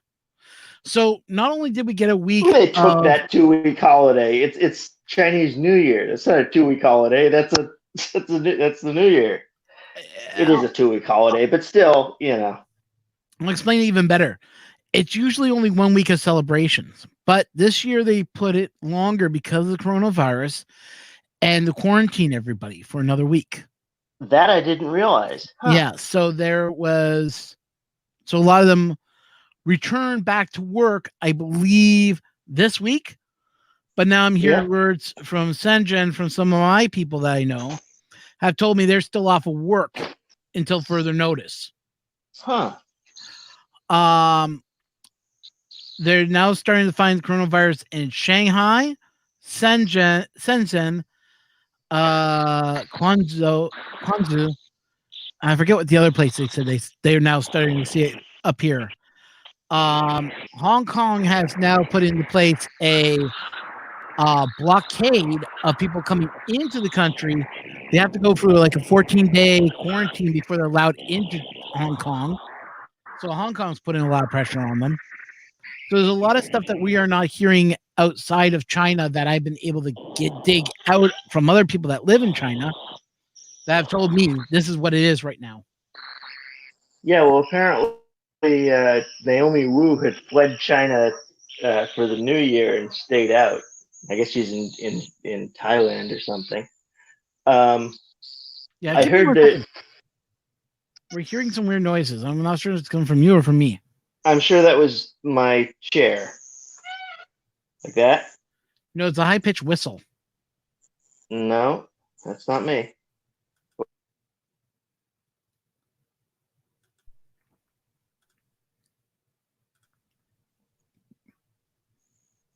One, two, three. 1, 2, 3. Can you hear me, Colin? Yep. Okay, whatever it was, it stopped. It was almost Okay. like it was a electrical issue. Like, when you're near a TV and you can hear a TV high-pitched noise when you turn it on, like the old tubes. That's what I was hearing, like that. It might have been just because you're near an electrical device or something. Maybe. Like earbuds. Such are the joys of mobile. Yep. Let's see, 25% installed. Okay. Let me guess. Windows update. I was particularly interested in the Chinese strategy to UV clean all the currency, under the theory that it was being transmitted on the currency. Well, there was a theory of that. They also said it's now airborne. So, well, it is a flu virus, so it seems to stand to reason that it will be airborne. Yeah. I mean, it's a flu variant, so true. I don't know why that was ever even a question that they would have asked. Yeah. Oh, hey, Jim, how's it going? EduTech just joined us. Hey. So he's like, long time no see, Colin. So, Hey. In chat. Okay. Hey, I can't see. They won't. It doesn't show me the chat. Is there a way to do that? Not really that I know of, unfortunately. Well, no, they've got a. They're working on the. They've got a button to view the chat on the lower, on the bottom edge of the mobile view of the page, but it doesn't do anything. Is it private chat or is it showing you? It doesn't do anything, so I can't tell which chat it would be. It's not even coming up. It's not even displaying a window. Yeah. I know they're still working out a few bugs on the mobile side, but they went pay finally. I don't know. I've been thinking about buying. These guys have done a really exceptional job, honestly. Is it still? I don't know if it's still 2 guys doing this or they hired some more staff, but they hired more. Apparently, they seem to be Canadian because they're like, "Oh, it's always good to talk to another Canadian." I'm like going, "Okay, so that tells me they're in Canada, maybe they're in BC." Yeah. Well, I guess at some point, there would be a point, in the early 90s where that would be interesting, right? Whereas I find out where people are operating out of, it doesn't even occur to me to ask these days, Yeah. Such are the joys of telecommuting. We're wondering what happened to you because you kind of went quiet. You went off the radar for a little while. I've been working. I have a consulting client that I'm working with that's been taking up some time, doing some DevOps work and startup mentoring, effectively. That's good then. And I haven't had a whole lot of things to print. I do need to print out some cable clips for vinyl siding, which I found on Thingiverse that I was planning on printing this morning, but now I'm waiting for my machine to update. Such are the joys of not doing much printing for the last month and a half. No, I hear you. Well. Oh well. Yeah, Windows put out a couple of noise for you. Windows have been putting out lots of updates in the last couple of months, I've noticed. They've been retracting a lot of updates recently. They had like 3 updates they had to retract in the last week and a half because they they were causing blue screens, and there was another case of it randomly deleting files again. I mean, how do you make that mistake twice? I don't know how they're doing their stuff over there. They removed a whole bunch of codecs, which I was really shocked about. Really? Oh, Why yeah. would they do that? One of their updates removed 2 codecs that I use for digital uploading. So I had to re-download those babies. Was this wait? These were third-party codecs that you had installed? No, these are Windows codecs that Windows put in their program, and then all of a sudden removed them, and then was charging $3 for them. But there was a workaround to get around that, which I had to use, thanks to Barclays putting it out, a way to get around it. And I found out I was missing 4 codecs that I needed, and I re-downloaded them that way. Well, if you could send me a link to that at some point, that would be very helpful. Yeah, it only I guess I'd required. go hunt down Barnacles stuff, but you've got the link. Yeah, I'll have to find it again. It was all about has to do with Windows H.265 codec. They're doing H.264, H.265 migration, and VP8 Yeah. or something. Yeah. Well, it has to do with dual video cards. If you're not running a dual video card, you don't need to worry about it. But I was also missing an audio codec I thought I had, which then all of a sudden Microsoft put behind their wall, which I went back and grabbed it to put into the laptop, which I have, which doesn't have that codec. It was missing from it. I don't know what happened to it. It just went poof. Interesting. Well, I the consulting work that I'm doing has to do a lot with audio encoding, so that'll be very interesting to read. Let's see what else is going on here. I love Edgertech's line. He said, "I thought Colin was scared after hanging out with him at last night of Earth." Dude, he's a creepy dude, man. He's got the long hair, like the rocker vibe. He doesn't have a lot of tattoos, though. If he had a bunch of tattoos and spoke with an Eastern European accent, then he'd be a scary dude. Now, what he should do is he should get tattooed on his arm, 3D printing for life. You know? Yeah, well, there you go. Yeah. No, you know what would be scary? And I don't think I made this joke when I was at Earth to Joseph's face. I probably should have, because it's sort of unfair of me not to.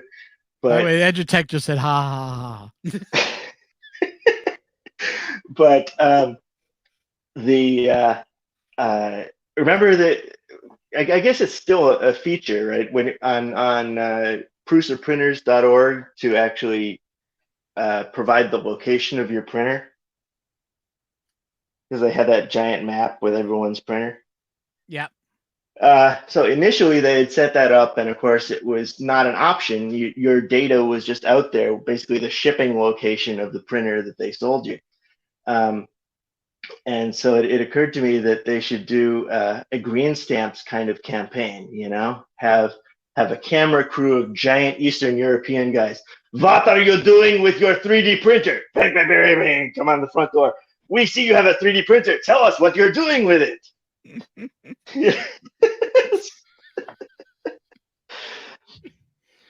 Oh, brother. So there you go, Edgertech. All you have to do is now talk to him with that type of accent. No, Jim's very cool. He's a fun guy. I can't believe that it took me a day to realize that we were in the same hotel.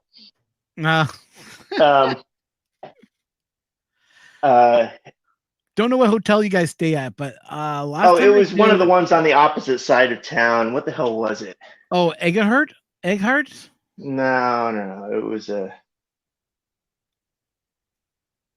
Because this year I thought it was a Marriott, but I don't remember. Anyway, it was. Okay.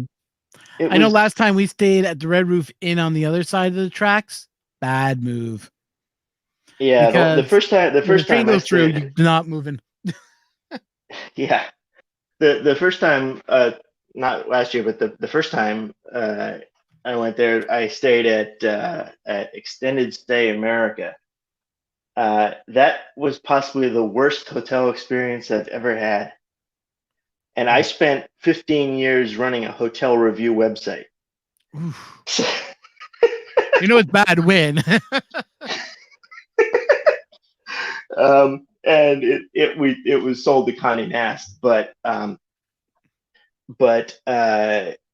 had I still been involved with it, man, that would have been one hell of a review. That was Just give me 1 second. remarkable. Hey, Vet. Extended Stay used to be great, 25, 30 years ago. It was awesome. They had one on the south end of the Vegas Strip, and it was like just at the perfect, almost off the strip, so it was cheap, but not off the strip, so it was convenient. And it got torn down in favor of presumably a casino. Oh well. Wow. Anyway, the entire franchise has gone downhill since then, though. I'll remember not to stay at that hotel then. Yeah. No, I was going to say, Brett Hobby is in the room. If you don't know him yet, subscribe to his channel. It is worth it if you want to learn anything about Marlin. One of the best channels I've ever watched to learn about Marlin 2.0. The guy is a freaking genius. So if you're interested in 3D printing and learning Marlin 2.0, go to his channel. He has a lot of good stuff up there. Very cool. Yeah. That And now I he's will probably have going to be. grab. Since I can't see the chat, I can't go grab the link. Anyway, Well, easy enough to fix that. I can always go to Yeah, his yeah. channel and send you a Yeah. link. all right. There was another really good channel that I came across recently when I was building the printer for ERF. The guy does a lot of stuff with the SKR boards, and there have been a lot of new revisions of those things since ERF too. And the guy's name is, I don't remember. Oh well. I think I've got a playlist of SKR related stuff on my YouTube channel. It's probably got links to his stuff though. There you go, Vet. I made you a mod so you could actually post your channel in there in the chat so everyone can see it. Just in case they don't know, the right click on your name and they can pull up the stuff. But yeah, Edutech, you might want to check out his stuff also, because you might want to add him you might want to get him on your show also. Just saying.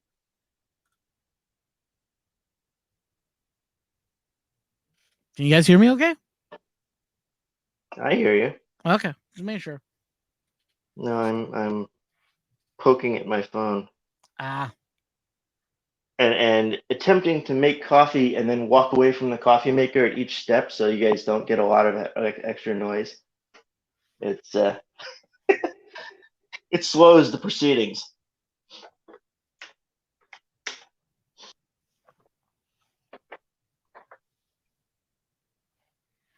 Did I ever share with you my coffee making montage video? I don't think you ever have shown me any of your collage videos. Oh, so I did a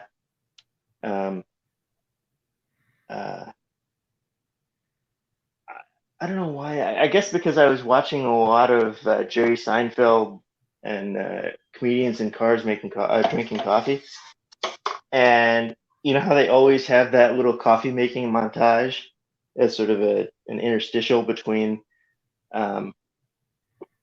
they're sitting down and they're chatting some more. So I figured, all right, well, that's kind of cool. Let's see what it takes to make one of those. So I put a tripod in front and a cell phone in front of my coffee maker and proceeded to make coffee, and then ran it through the Adobe Premiere app. There's one called Adobe Premiere Clip for Android. And what it does is it basically asks you for a tempo and allows you to pick a backing track, and then it grabs segments out of any set of video clips that you select in a particular order, and then and builds you a little montage. It's very cool. It took like 10 minutes. Yeah. Now they're talking about spoons, so I now see Spoon, the tick. Yeah, There is no spoon. There is no spoon. And then the chat's gone weird. I mean,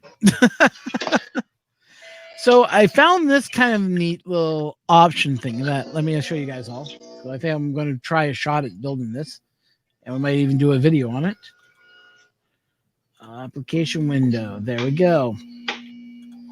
So what you're seeing here is an actual Morse code key. So some Like guy a- designed a key using 3D printed parts. That's cool. I had an antique Morse code key that I found at one point. Oh, the one with the paddle where you just tap it down? Yeah, but it was made Yep. of like cast iron. It was very cool. Oh, cool. Yeah, And it so was this cast site, iron with this tiny little ceramic insulator. I mean, it probably could have fried you. It was running like 12 volts through the thing.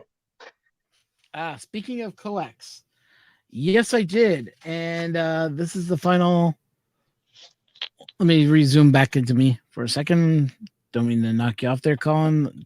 Just to show this to as your Texans was asking, there's the final print, redone.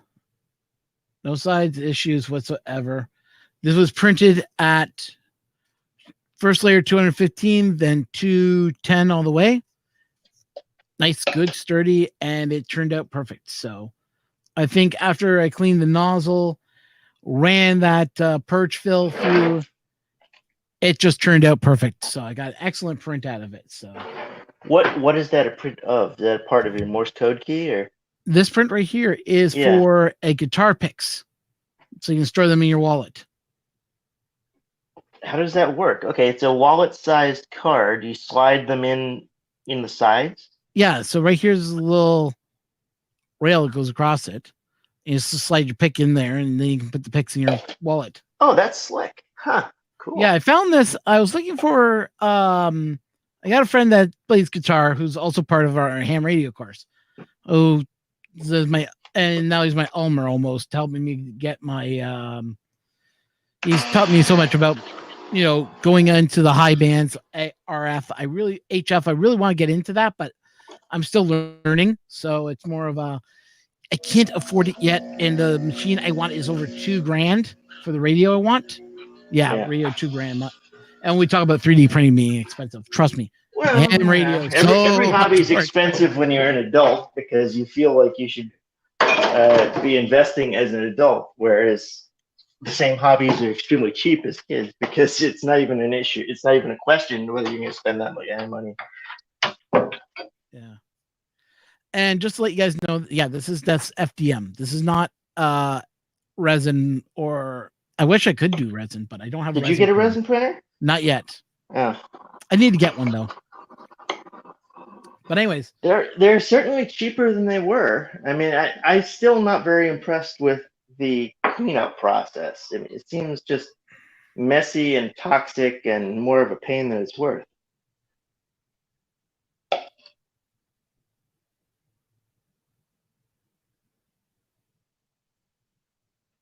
yeah, no, this turned out really well. Well, this was done at 0.12 layer height. There is still a little bit of an issue, but nothing that I can see that would cause a failure that would be catastrophic. I mean, there are a couple areas where it just didn't catastrophic turn out right. failure in this case would be a pick popping out of its little hole, right? Well, worse, you could squeeze and it'll just crumble to dust. Oh, well, there's that kind of catastrophic failure. I thought you meant something that would cause injury or something. No, I meant like if something was to rip out of the print, it would destroy the print, but not that I can see that would cause much problem at all. And where I'm seeing a little bit of where the filament did not meld properly to others, it doesn't feel weak to the touch. So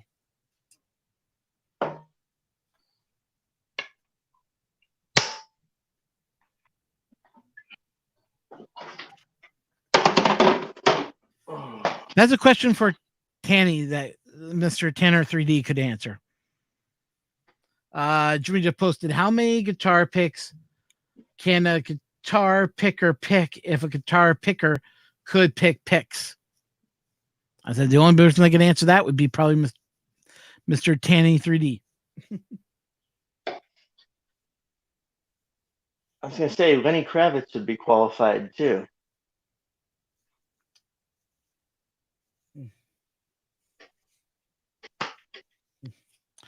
No, see, you buy the resin printer from China, and then I don't pay. Then I don't pay any fees. Edutech. Oh But yeah, anyway. importing from the U.S. costs money, but importing from China doesn't. Believe it or not, yes, it does.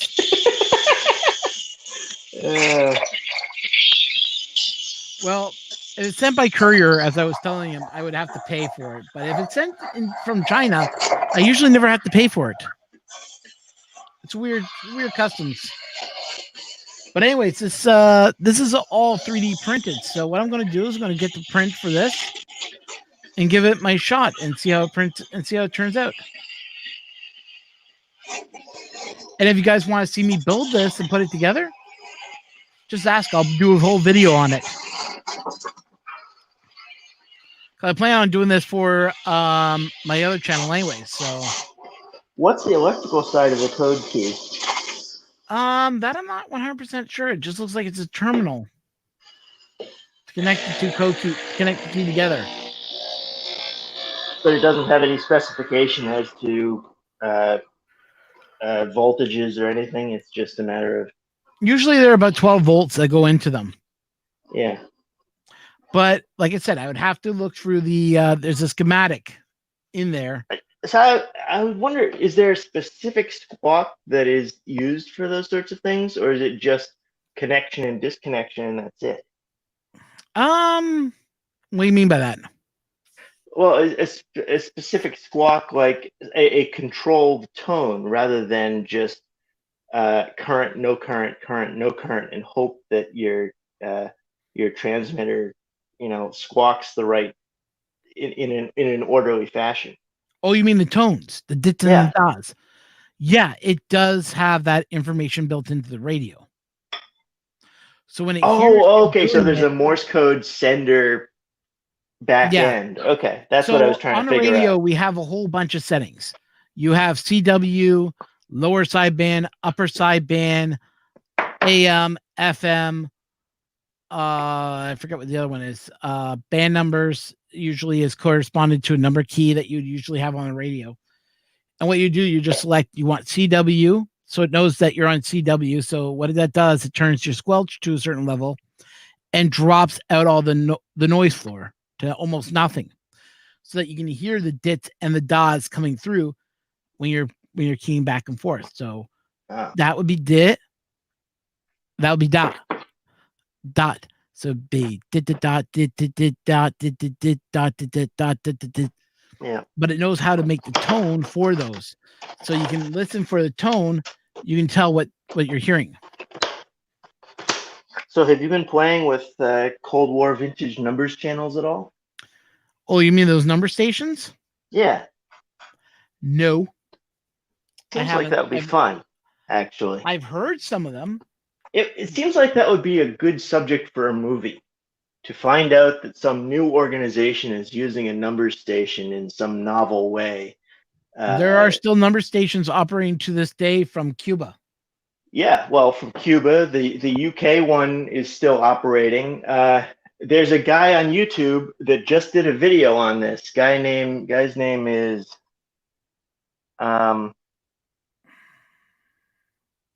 well, the channel's name is Curious Droid. The guy's name is, I can't remember it. I can't pronounce his. I wouldn't want to try to mispronounce his name. Last name starts with an S and ends with an I. But he does some very high production value videos on all sorts of space and military and semi sci-fi-ish topics at various times. Interesting dude. But he did a video on the remaining numbers channels. They're the ones out of Cuba. They're the ones out of the UK. There's some out of the Caribbean still.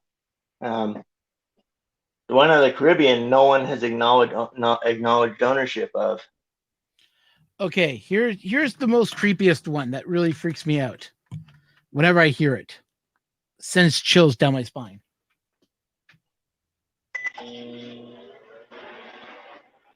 Hopefully it's not too loud for the rest of you. Here it goes. Three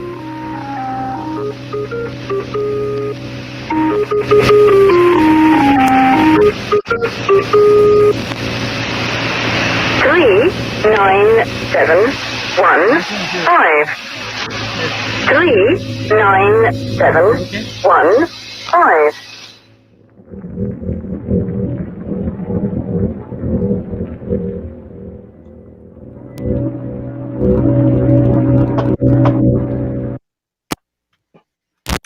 So are you able to hear that or no? So we got 39715 and then some sort of weird background tone. Okay, so that's from the video, but did you hear the opening song? Yeah, well they always do like an opening nursery rhyme tune or something to separate the beginning and end of messages. Yeah, that was the Lickensheimer's chorus. It's MI. They think it was generated from MI5, is what they're thinking. Yeah, that's the one out of the Caribbean that I was talking about. There's a specific name for that station. There's another one that was called the Gong. The Lincolnshire Pirate or Lincolnshire Poacher. Bandit or something. What is it? Lincolnshire Yes. Poacher. Right. Yes. This is another creepy one.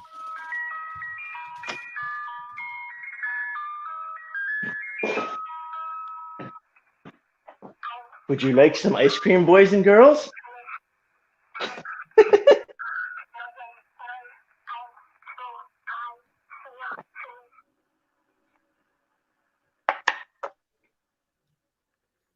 That's the end of the transmission. Mm-hmm. Isn't that a little creepy? The voice A there. little bit. Oh yeah. Some of these number stations are very creepy. No one knows why they have numbers, what the sign of a number station is for.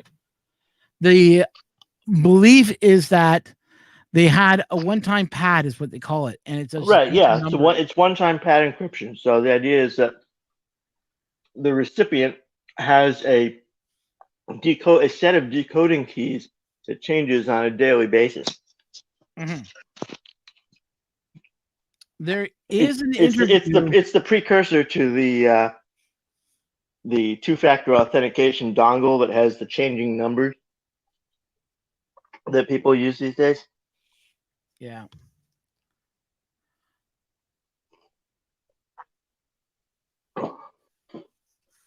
Ashley, look up number stations.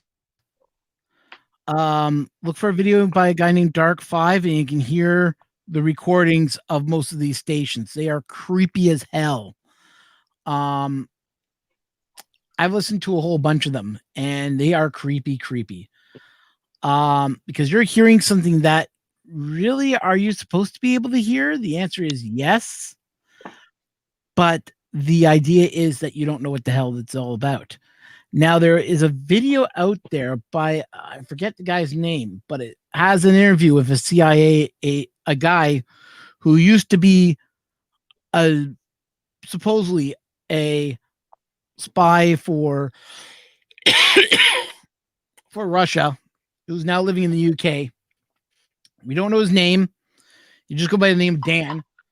And he was talking about how a number station works and how he would spend hours after a broadcast. He said it took him about an hour or two decrypting what those numbers meant. Mm-hmm. Because those numbers are drilled in your head. You don't carry a decryptor with you. You just get a one-time pad, and those one-time pads have information. Those numbers fill in what you need to know on that piece of paper for that day and time. Mm-hmm. And you are trained to remember what numbers mean. And you could spend an hour or two doing it, and then you figure out what your message is. And I was just like, ooh, that's creepy. That's how spies worked. You know, there's a number station that broadcasts from China. Project. It is creepy as freaking hell because it's in Chinese, but it has a weird sound effect in the background. Like, it sounds like murdering cats. Like, and it's just like, ooh, creepy sounding. Well, I assume the background sound effects are designed to minimize the cross crosstalk such that, well, it's not minimize the crosstalk, I guess to maximize the crosstalk such that you have to have the exact frequency in order to get a meaningful transmission. Yeah. But I guess they're creepy when they come through. You accidentally run across them.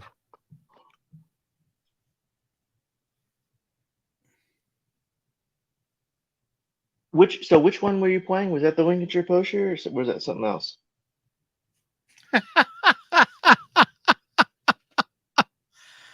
So I'm laughing at Jimmy's line. He just said numbers drilled in my head. 8765309. Called Jenny.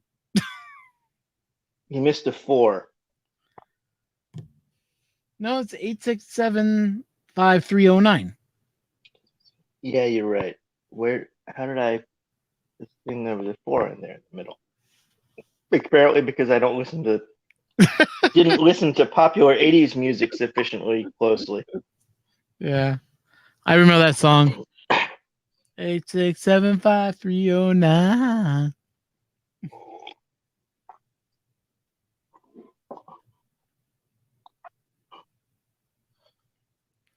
Yeah, great classic '80s creepy song. Speaking of zip codes, though, I was never a fan of Beverly Hills 90210, but it pissed me off. I took personal offense that 90210 was not a Beverly Hills zip code. It wasn't? I thought it was.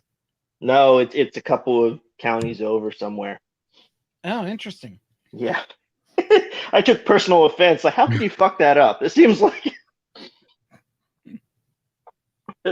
an obvious mistake to avoid.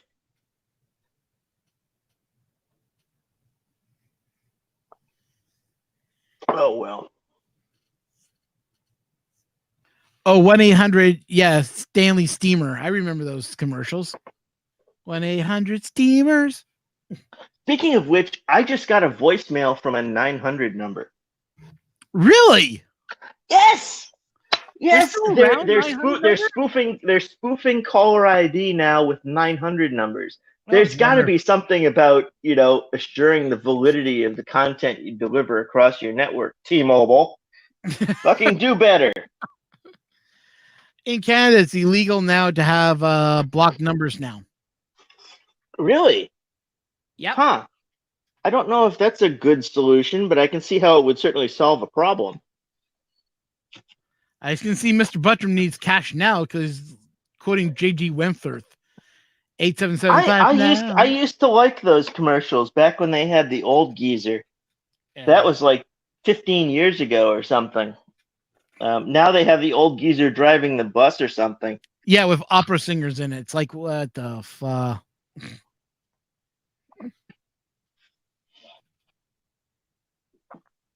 Oh, well.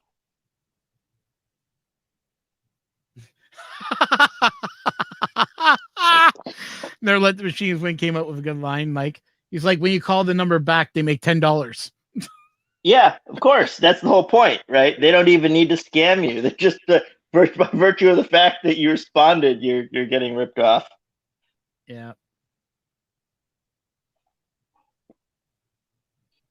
But they left an extensive voicemail telling me that my student loans can be refinanced.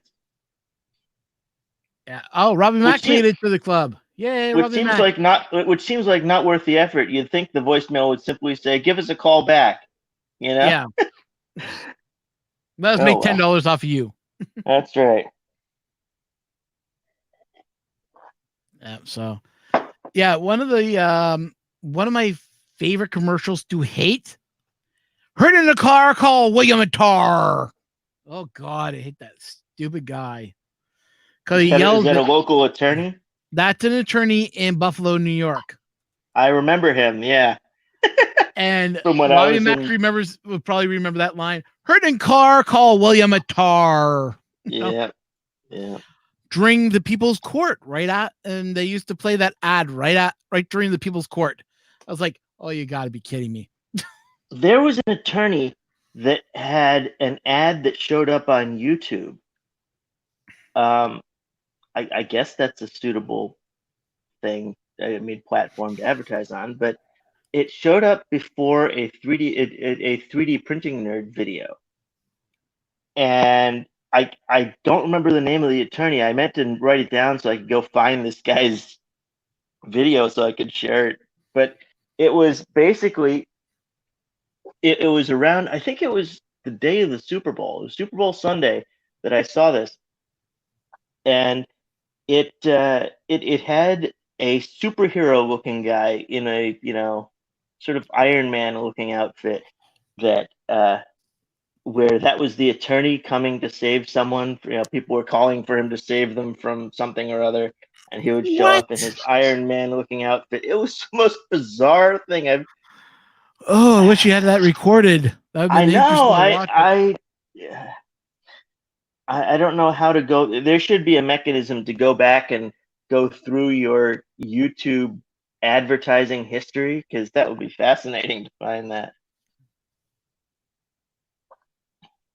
Yeah. Oh well. Oh well. So according to Robbie Mack, he was late because he had relatives over. Yeah. Mm-hmm. Likely story. Late for this or late for the Super Bowl? I think late for this, I think is what he's talking about. Oh. A likely story. Who has relatives over in the middle of the week, man? Exactly. Come on.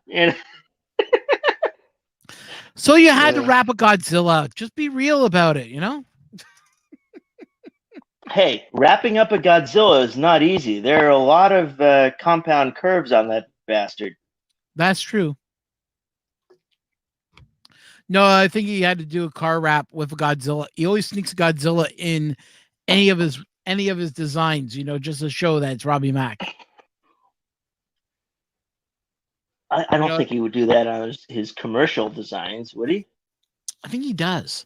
I know whenever you get an alien box, right. There's Well, a Godzilla in it. That's by agreement, but I would think that you could lose a contract by doing that on a commercial thing. I don't know. Like, I haven't talked to Robbie in a while.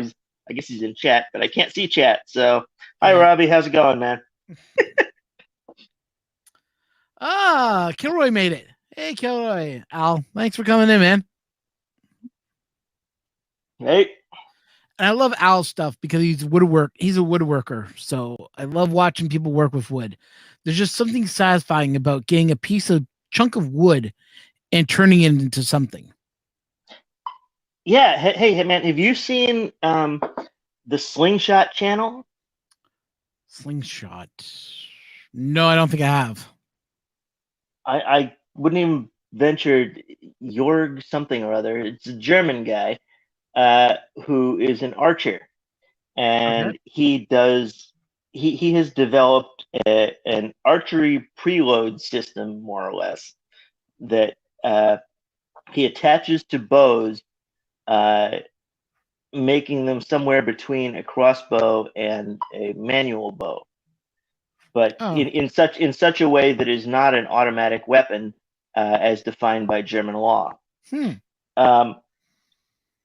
And he calls it the instant Legolas, I guess, because Legolas was a great archer or something. Anyway, it's hilarious. He designs all of these things out of wood, which is fucking crazy. As a material choice, I guess if those are the tools you have, that's what you do. But as a material choice, it seems really weird. It's kind of like the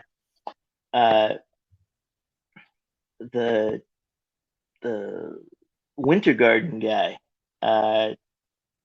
who has the marble machine.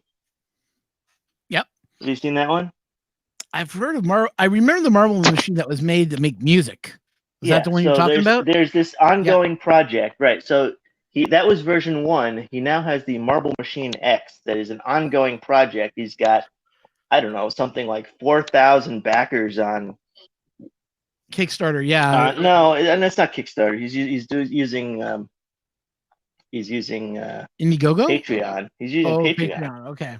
And so he's he does a video every week. Actually, there should probably be one coming out today. He does it on Wednesdays. And relating to the various design elements of this thing. And so each instrument being combined into the system and the marble drop mechanisms, and it looks really slick. It's coming along quite nicely. But he's been doing this for like 3 years now, since the original video with the first version of this thing. He does all of the design in Fusion 360. Why is that? And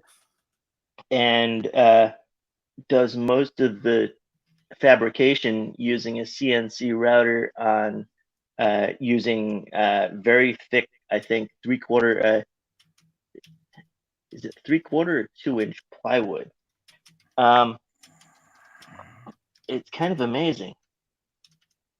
But I don't know, having grown up with access to a wood shop, I haven't really considered wood to be a material of interest, at least to me, in a long time. I guess that's sort of unfair, but I don't know. I feel like my next move is to become this old Tony.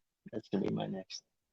This old Tony, that's amazing to watch his channel every so often. So aluminum is gonna be my next material choice, I think. Well, I want to build after I get bored of 3D printing. I want to build a aluminum furnace and just start melting down cans, making nuggets and that type of stuff. So I have it so that when I'm ready to start molding and doing melted aluminum and take some of my 3D prints and then mold them into aluminum, I can. Are you going to do what? Lost PLA casting, that kind of thing? Well, no, you print it out in PLA, then you cast it, then you get the sand, the casting sand that you're supposed to use. You build the kit and the whole thing, and then you put the metal. Then you pour your metal socket into it. Yeah, that's called lost PLA casting or lost PLA. Casting. Yeah. But it's so lost wax casting is where you have a wax object and the wax melts and the metal takes its place.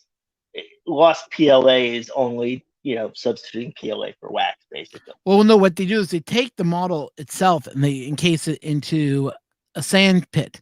Then they open it up. They take out the PLA. Then you pour your. Oh, really? You take out the PLA beforehand? Huh. That's correct. How would you do that?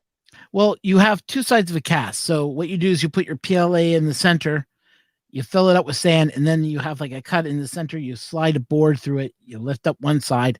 You can pull out the plastic piece. Then you close it. Remove the metal slot. Then you pour in your metal cast into. And the sand is of such structure that it won't fall. That's correct, because you got the sand. Itself? The sand becomes your casting. Makes your casting. Yeah, but it must be particularly dense sand and not fall. It is. It's a special. It's a sand that's wet, and I forget what it's called exactly, the name of it. But that's what you use for casting, and you deploy your. So I don't know. I thought about doing what's the rubber material that one uses for casting usually?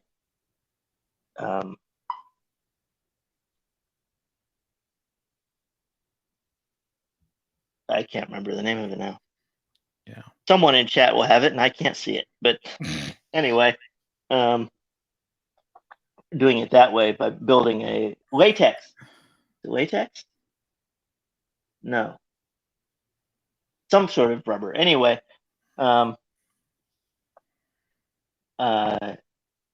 doing casting that way. A buddy silicone. Silicone. Thank you. Yes. Robbie Mack to the rescue. It was one of those rubbers. Yes, silicone. But that would be the casting that I would do. You can actually get silicones that are sufficiently high temperature that you could do aluminum casting with a silicone cast. I think. But yeah, there's some incredibly high temperature silicones out there. Yeah. But how much are they to the public? Like, and how dangerous are they?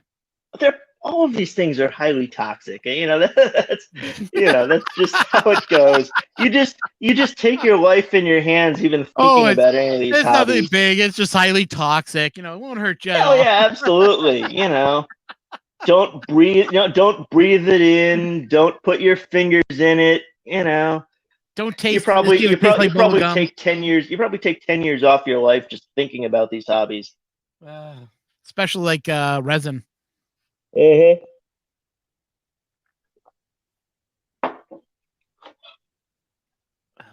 Yeah.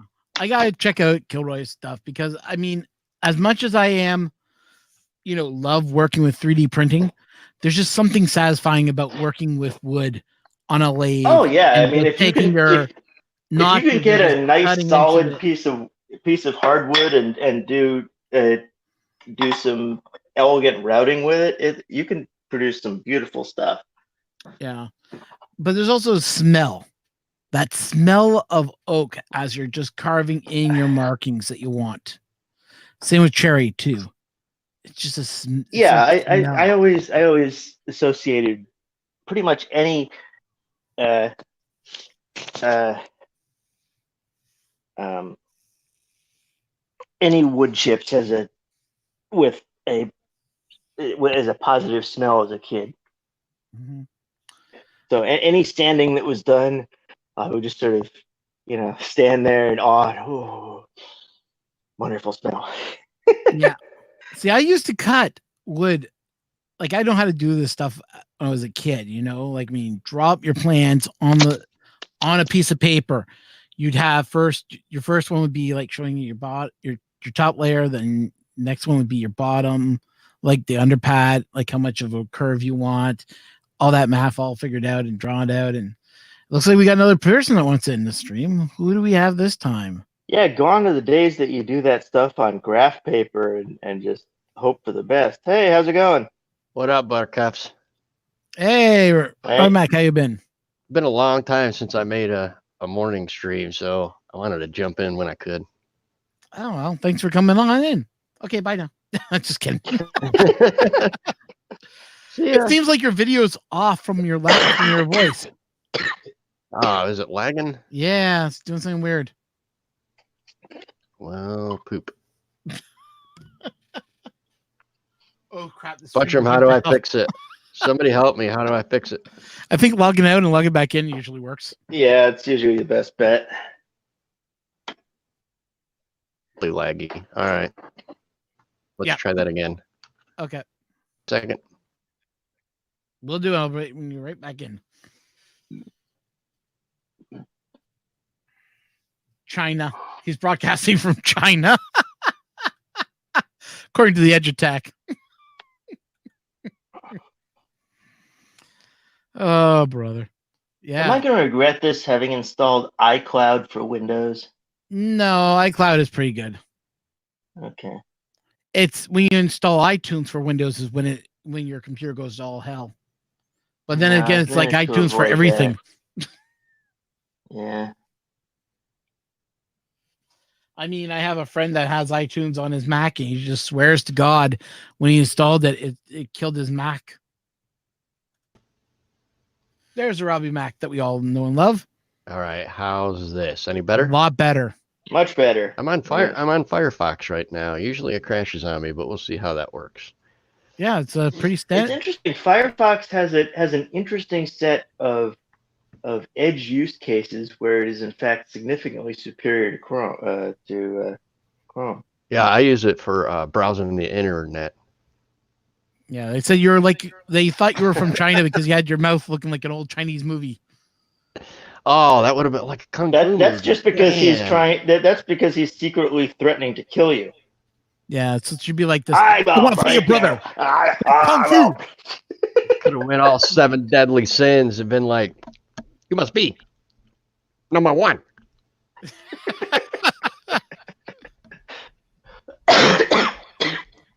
I have been actually making a video, and it's kicking my butt. I blame Jim. You blame Jim, eh? Yes. Edge Attack, you're on notice. Well, no, not just him. A lot of people were asking me about resin. So not printing only and- is he a big, scary, rocker-looking dude, but he's pain in the ass. Is that what it comes down to? Jim? No, he's a good guy. He's a good guy. Yeah, I know. But yes, he's a pain in the He is ass. a pretty cool guy. He's just as an interesting Can we say ass on your stream? I think you just did. Oh, okay. By saying, can we say?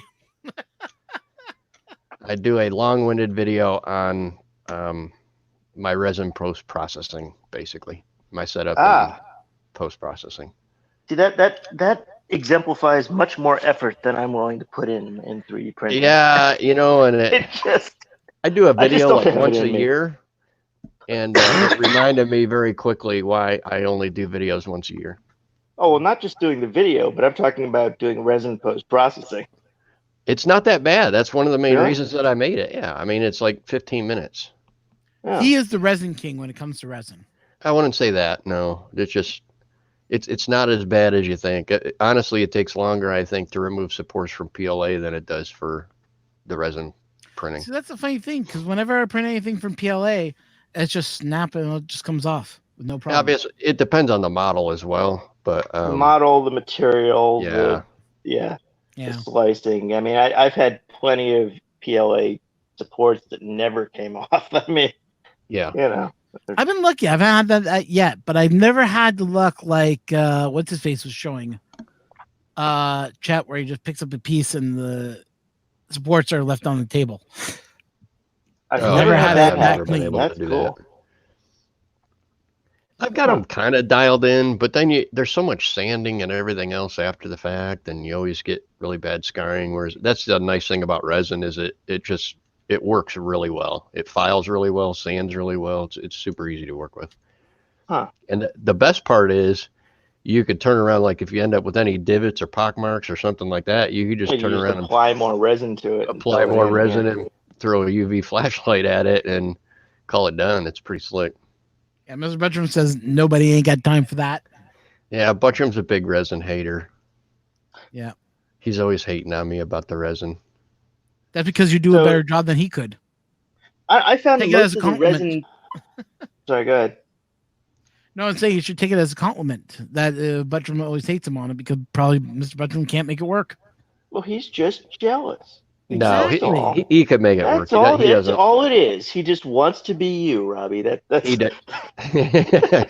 he doesn't have the patience, and he has small children at home that he doesn't. Yeah, want to well, I don't That's have. I obvious. don't. I mean, if you have kids, then I wouldn't recommend it, but yeah. Yeah, I feel like I wouldn't have the patience for it, but then again, I've never tried it, so I don't know. But Watch but this. no, A week later, we're going to find out that Colin got himself a resin printer and he's sworn off FDM printing for the rest of his life. or we're gonna find out Colin got a resin printer and he's dead, and no one's gonna realize it for 3 months because it'll take him that long to wonder where the hell he is. Well, we were curious if you were already dead or not. We weren't 100% sure. Yeah. It's kind of been a while since I've seen you. Yeah.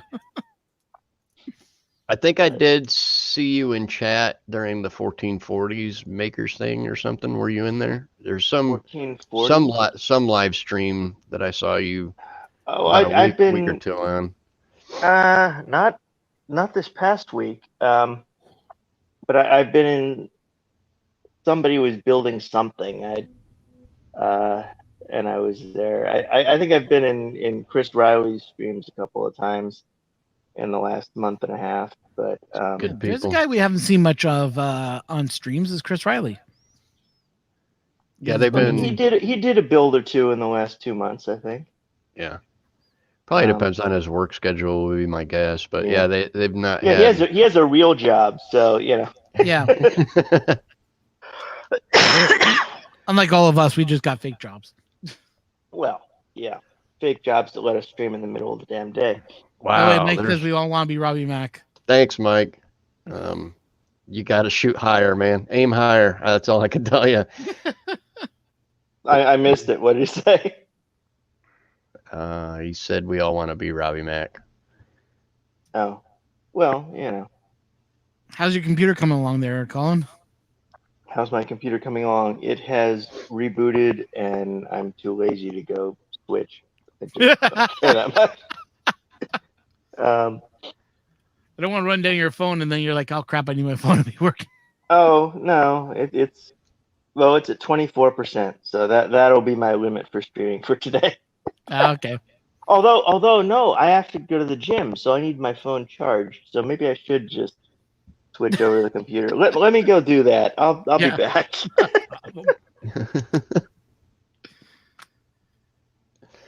Oh, It's boy. not letting me leave. No, the buttons at the bottom of the display are not. Oh well, okay, I can leave this way too. No, maybe I can't leave. I can't leave at the top of the display. I can't leave at You're the. stuck here. Awesome. My phone has crashed. You're trapped. Let me see if I can get rid of you. Hang on. I believe I have to remove you from stream. Oh, he's gone. Yeah, but the app may not close. Oh, he'll figure it out. He'll just power down his phone and turn it back on. He's Colin. He can do it. Yeah. We need to get him to do some development on nakedron.com. See if he can come up with Oh God, no, not that. some kind of script or app or something. You're not gonna make use of Naked Ron for you. I'll just have everybody just subscribe through nakedron.com. There you go. Or better yet, they can go from Patreon.com and sign up for the Sunday Night Makers, which will be happening this Saturday, right? It's crossed my mind to actually point Butcheron.com to your channel and nakedron.com to his channel just to see if anybody noticed that I messed around with those. Oh man. Saturday Night Makers. I don't know. Are we doing one, Buttram? He's in charge of the scheduling. Hey, TK. Says Popped who up wants to in do chat. that? You're not much later than I just got here like 15 minutes ago. Yeah, well, you two are late, but don't worry, you haven't missed much. We were just yakking about crap. Buttram says no clue, maybe. So that's Oh no. we have no clue. We may be doing a stream Saturday. If he's not feeling it, let me know. I can always put up the channel and host it for you guys or whatever. I think he was wanting the other Canadian maker project to do it this week. Don't quote me on Who's that. the other Canadian maker project? I don't know. Who's this other, He put out a tweet that said, "No Saturday Night Maker stream, Ron. If you want to go ahead and do it, feel free." And then you came back and said, "Do you want me to go ahead and run one?" And I was kind of like, "Well, yeah, he just said that in his original tweet." When I read So it, I was just giving you I crap. thought he was asking me if I wanted to do it. I was like, "So you want me to do it?" Oh, gotcha. Like just verifying. Yeah, I can do it, but are you sure? Like, because it falled into that week for you guys to do it anyways. That's why I was making sure about that. So Yeah. No, I'm just giving you crap. That's why I tweeted back. No, I think he meant the other Canadian. That's why I said there's only one Canadian maker project. Yeah. There can be only one Highlander. So what's new and exciting? I've just been messing with the Codex filament that you guys sent me. Ah, cool. So that's a guitar pick holder that I was playing around with for somebody. Gotcha. So that turned out really good. Last couple of prints I did of this just turned out to be garbage. I could do this and crush it in my hand with no problem. Really? Oh yeah, I was getting nothing but horrible prints. Extruder problems or? I think I might have had a slight clog in the nozzle because I ran the filament purge, that stuff I have from filaments.ca that I swear is like godsend. Ran that through the nozzle until it became pure clear again. Cut it, then ran the coax back through it, did a cooler temperature, and it just printed like no problem. And then I had to do a little bit of adjustments on the wheels and just was playing around with a few settings. And then all of a sudden it just started laying it like no man's land. It came out smooth and clean. But the problem was it could crumble in my hands. The retraction was a little off. So I went back in, adjusted my retractions, adjusted the temperature for a little hotter, and got a perfect print this time around. Yeah. Was this on the CR10? No, this is on the Ender 3. Oh, okay. So it was mostly tuning. The CR10 is in a bunch of pieces again. Only because I found out the hot end popped out of my cartridge, so I had to take the whole nozzle off to look at it, retightened it. Everything's now back together and nothing's moving out of it. Wow. So I'm going to try heating it up again tonight and making sure that each corner is leveled properly. And if it is, then I'm going to run my first print through it and see how it's working now. And hopefully there's no leaks. Gotcha. Because I don't know what it is, but it leaked the last time, and I don't know why it leaked. Just didn't get seated well enough, or I don't know. tubing wasn't cut square or something. Well, it is a E3D hot end. Oh, I It thought you just were started okay. leaking it just all of a sudden I'm doing a print. I'm wondering why is it clogging? And instead of it going through the nozzle, it's pushing up through the fitting and out and poured over the heat break and caused everything, and then kind of all looped up in there. And I don't know why it did that. It just I don't know nothing about those E3D hot ends. I don't use any. I thought you still had the stock hot end on it. No. If I had the stock hot end, I wouldn't be complaining too much. But at the TK time, Go ahead. at the time, there was no fix from the guy known as One Bad Marine. And I didn't know One Bad Marine at the time, or else I would have used his fix way before I got rid of the hot end. I mean, I it's still never here. got around to doing that. I need to try it sometime. I think Buttram tried it. I've done it. So has Wiley back in the day, and it worked for us. So Yeah. it stops it from pucking and becoming jammed up and everything else. TK says he wants to get one of the Frozen Sonic minis. Yeah, I'm pretty attracted to those things. If nothing else, I've seen some comments about the cure times using that. They must have a really strong UV light in there or something, man. It's like half or almost 2/3 faster. It appears, anyways. You're going from like 12-second exposure times down to like 4-5-second exposure times. Oh, with the Resin printing. Sorry, Prusa? it's a Frozen Sonic Mini. It's a kind of a small version of a resin printer. Oh, okay. Compared to the I much thought- larger one. I thought you were talking like it was one of those, for curing your product. I thought was what you were saying, like a curing station. Well, no, the UV light that's inside the printer that cures each layer as you're printing it. They must have a really strong UV in there. Okay. Now there's a column we all know and love, the printer. Yay! It actually working?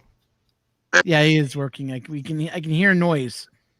I don't know if he's working though. Yep, there we go. There we go. Yep. It's a work in progress, but can you hear me? Yeah, we can hear you. Can you hear me? Yeah. Yes, no? Okay, Yes. cool. 1,000 times yes. Okay. Well, okay, maybe I just can't hear you. Okay. Oh, here we go. We have chat now. How handy. We have Ashley and Mr. Buttram. And it's a German 3D printing nerd. Fear not, German. Hang on a second. What do you mean by how you get one Edutech? You lost me there. I'm not sure what were we talking about at the time. Well, if you look at the bottom, Edutech just said, "Nice. How do I get one?" 12:18. Well, that was like 10 minutes ago. Yeah, I'm not gonna remember. That was like 3 minutes ago. I'm not gonna remember what we were talking about then. We're talking about the resin printer. Oh yeah. Resin printers are cool. What were we saying again? Resin. Yes, I know. I'm just messing. Yeah. Speaking of resin printing, He was talking to Don. how do you clean your resin prints? Do you use the water soluble stuff or? I am not telling you because you're gonna have to see on my video coming out. See? That's marketing for you. I learned from Buttram.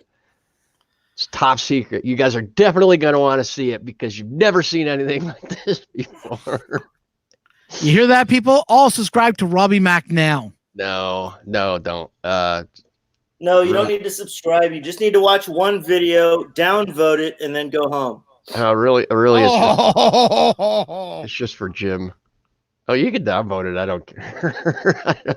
It doesn't. No, I've always recommended that people downvote my videos because it's the same level of interaction as upvoting, and it requires less of a commitment. Yeah, see, I don't even care about interaction really. Although I did get a message yesterday that somebody, and this was kind of weird and cool at the same time. So I did a video for Mike for Whaley when he was trying to put a bootloader on his Ender or his CR10 or something, and he had a Mega 2560 board instead of a Arduino Uno. And so I did a video for him explaining how to do that. And apparently someone else found that real helpful because they left a comment yesterday saying, "Hey, I've tried all night to do this, and I tried your method and it worked." But then it also 2564 being a different Arduino board that I just never took note of. Mega 2560. Yeah, I guess I don't. Well, I don't- isn't that the standard one?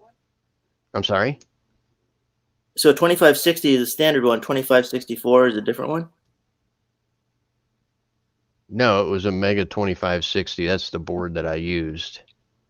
Okay. I guess I'm not sure what you're asking. I don't. A lot of people will use. No, an I'm Arduino trying to Uno. understand what the novelty is. Okay, you're using a different board than the standard Arduino that most people are using. That I thought everyone used the 2560. No, a lot of people use the Arduino Uno, I think. Mega isn't Really? an Uno Oh. board, Mr. Buttram says. Yeah, most of the videos like TH3D and everybody puts out for, if you look up, They're using Unos? Really? Yeah, Okay. yeah. I thought everyone used I thought everyone was using the Mega 25. Okay. no, it's actually kind of goofy because you have to use a custom sketch. I use Nick Gammon.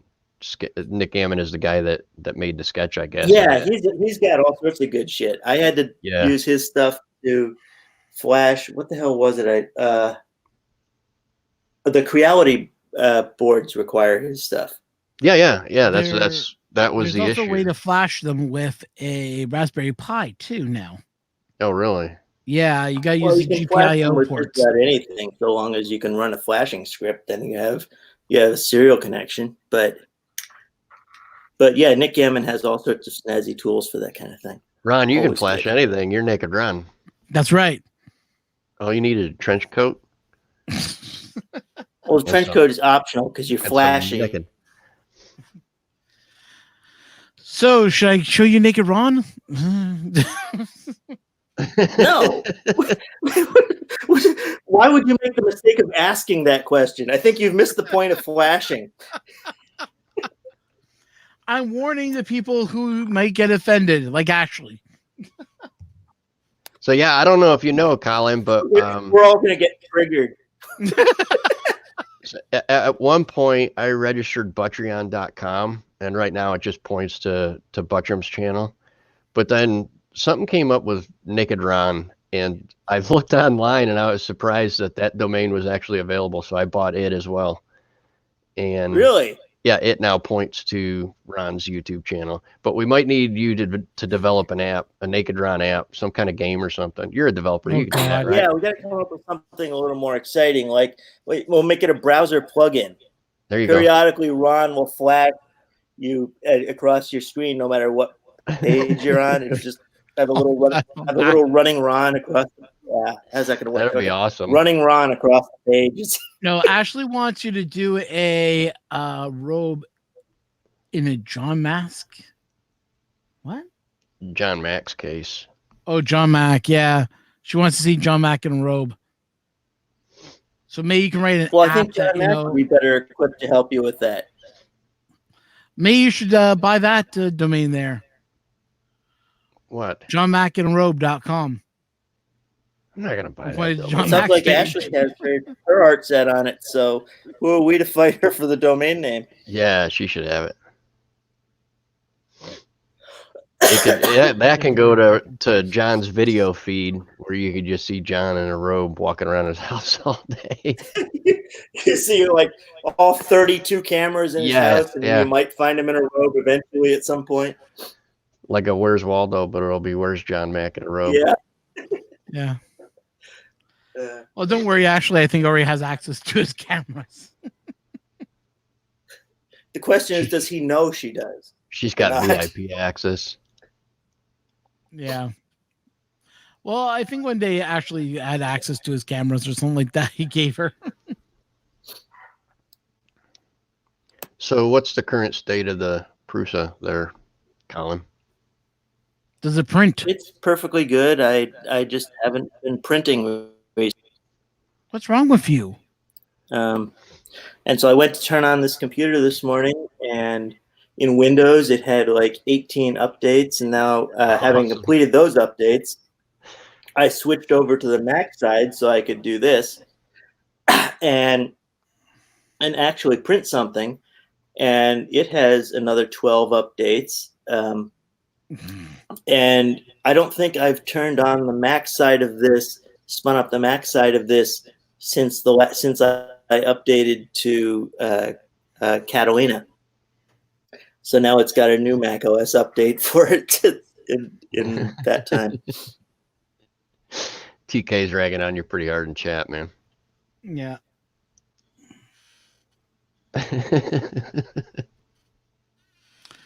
Well, then TK is going to get mad at me when he finds out I haven't printed anything. No, TK, you're confused. It's not this one I spent years fixing. It's the one that I brought to Earth that I spent years fixing.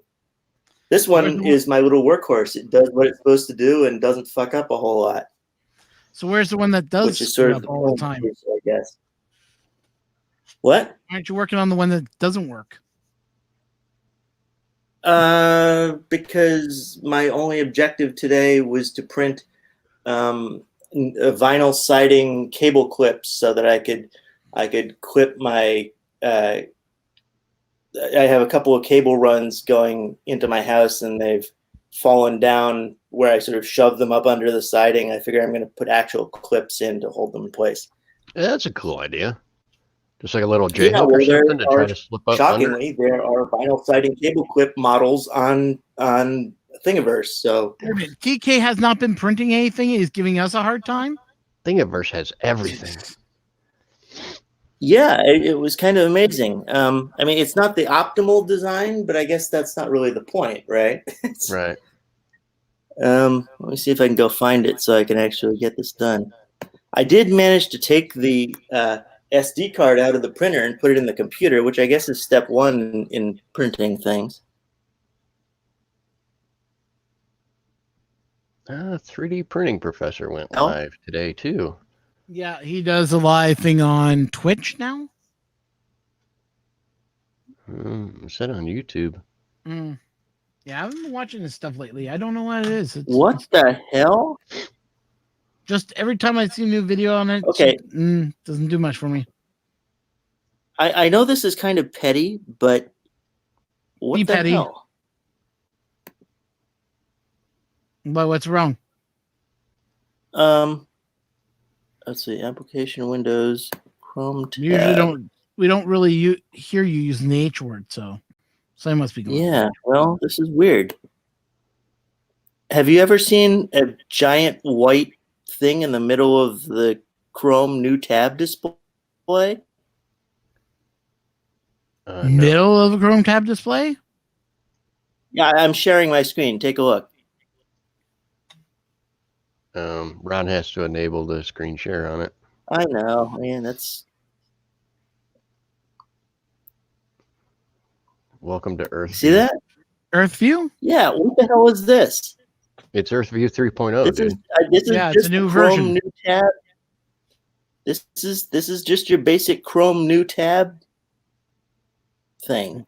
I mean, I'm 99% sure I don't have some kind of weird plugin installed. Maybe I do.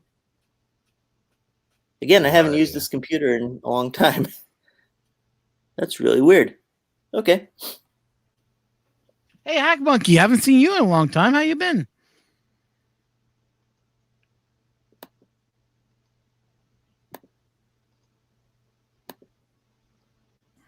Okay, hopefully I'm not getting like a whole bunch of work here. Yeah, I know you've been working on models and such. It's been Oh, so I was theorizing when you were in chat about the viability of putting Godzillas in commercial work. How do you draw the line between where you can put Godzillas and where you can't? Depends on how much they piss me off. The clients that you don't want repeat work from I can't Godzilla. That's the gist of it. I can't put a number on it, but usually if I have like 10 revisions or more, you're guaranteed to get a Godzilla in your I'm surprised there isn't like an alien idea that you have set up that, one of those alien boxes is going to get a Godzilla in it, and no one else is going to get the Godzilla picture in the rest of the boxes. No, I mean, Well, That would be a costly production run for a single box. I don't know. honestly, a lot of it I forget until after the job's done, and I think, oh man, that was a perfect opportunity. I could have camouflaged them here or stuck them in this little thing, and nobody would have known or seen it. So a lot of times I think of it after the fact, but every once in a while I'll think of it beforehand and try to throw it in there. Usually I'm just jamming, trying to get it done as fast as I can and get the job out the door, and I don't have the time to actually waste around putting Godzillas in there, but every once in a while I do. There's no So hard this and is a new fast rule problem. as to who gets one.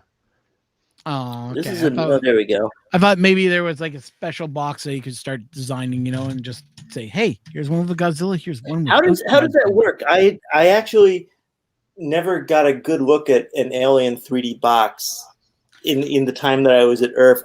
Are you actually just wrapping a regular cardboard box, or is it? Oh, I printed don't know. on- Josh has them printed. Yeah, I don't wrap them. That would be That way too seems like a expensive. costly way to go about it for a 1 month run or something.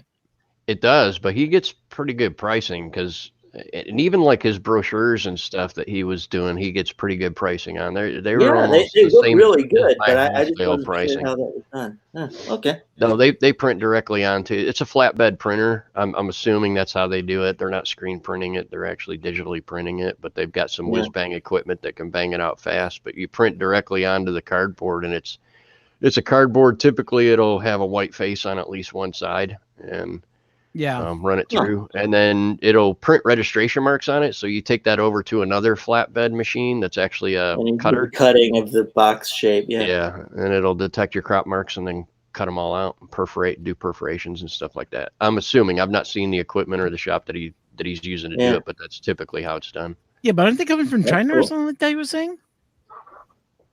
No, I think it's somebody here in the States that does that stuff for him. Oh, okay. Better check my logos for hours inspecting everything quarter inch by quarter inch, looking for Godzillas. I'll see if I can find And one then of at my the end, you'll boxes. find out that Robbie has just been screwing with you. There's not a Godzilla. Yeah. Well, you got to understand is that you got Roddy Mack, who is an illustration artist who does, well, not illustration artist. I guess what would be the classification then? I don't know. Slacker would be a good Well, term. you're an artist nonetheless. I say I'm a graphic designer, and I Graphic designer, that's deal what in It's a slack. graphic design job, but you specialize in like enterprise level or industrial level printing of things, or I guess I dabble, jack of all 'cause you do trades. mostly car wraps and stuff, right? Mostly vehicle graphics, I guess is what I would tell Yeah. people. Signage and vehicle graphics. And the designer of the White Knight artwork. Did you put that Well, together, Oh, Frank? you did that? kinda. He came to me with something, and all I did was digitize it, and then later we had to change it for some reason, the font or something. I can't remember Oh, okay. what was involved in that. No, I've done like Walter's graphics, although he had like a cowboy hat or something to begin with, and that font, and so Yeah. I just kind of expanded on it. I did Jim's Edutatex logo with the glasses and the hot Yeah, end. I'm surprised his background didn't have a Robbie Mack Godzilla. No, I don't. I background. don't put Godzillas in those guys stuff. So the first one I did this for Josh was the first box that I designed for him. If I can actually get the dang thing open. But I didn't tell him until after it went to print. I said, "Oh, by the way, I might have put a Godzilla in there." I know He one was- of them you put a dancing Godzilla, which He they was thought like- was a Yeti. He was like, "Really?" And I said, "Yeah." So then I pointed it out to him, and he was like, "Oh, that's awesome." So then it was like okay to do over and over again. So, and this one's pretty honking big. You can see it really well right there. Oh yeah. It's pretty good size, but you fade it out like that, stick it on the inside of the box, and people don't really notice it. I mean, all they see is all these starfish shapes and everything else, and then Yep. off to the side is a Godzilla. Other times I do smaller ones and, make them a little harder to find. But What they should do is they should do a contest just for fun. They should, if they can team up with Edutech or something like that, find the Godzilla, get a free box or something like that.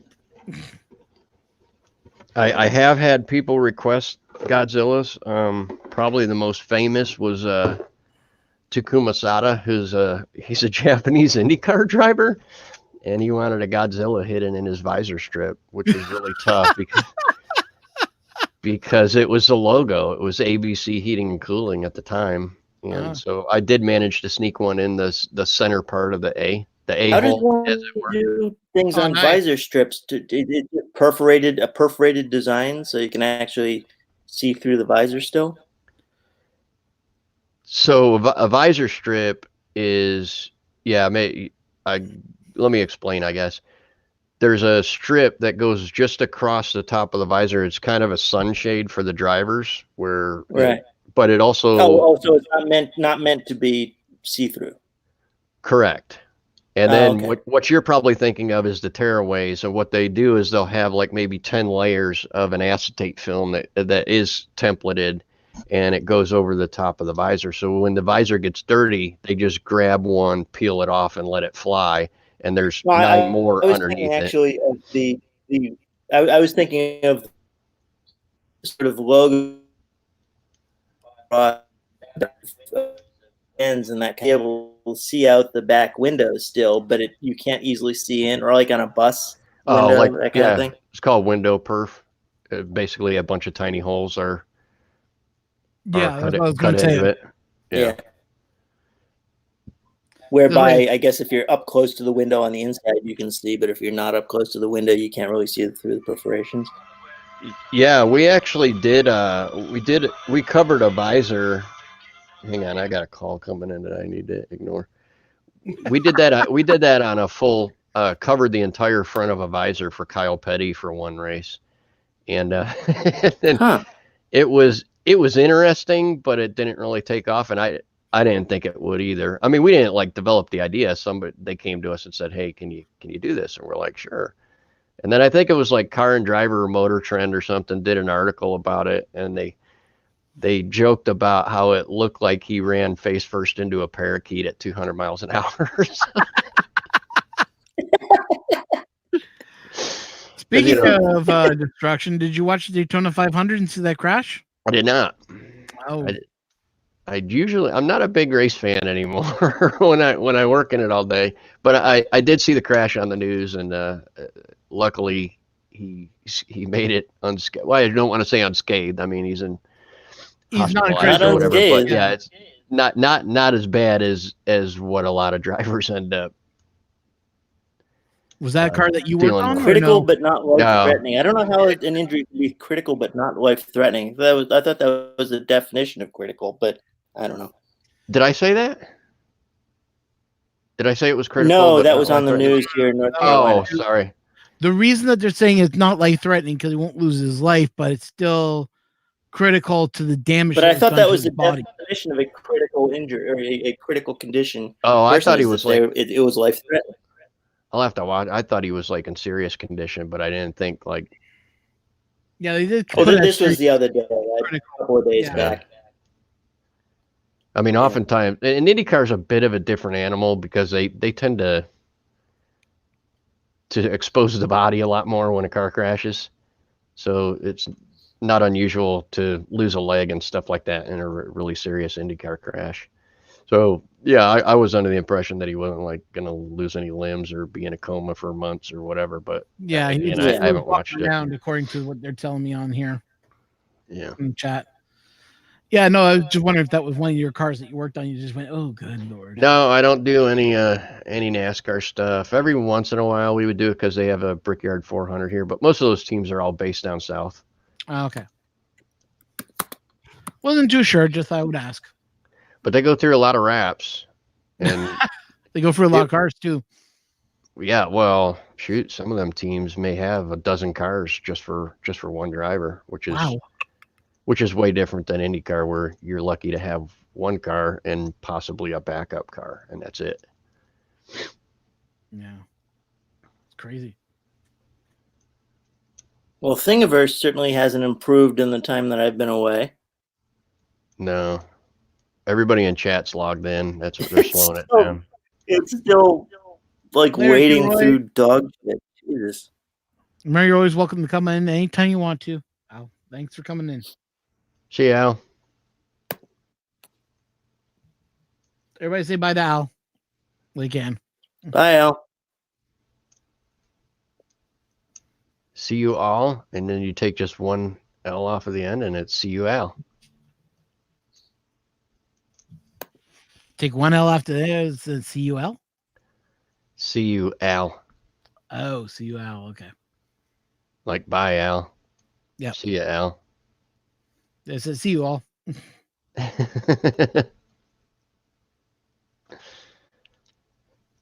So, what else is new and exciting? What have you been up He's to? gonna just lurk now. He's saying.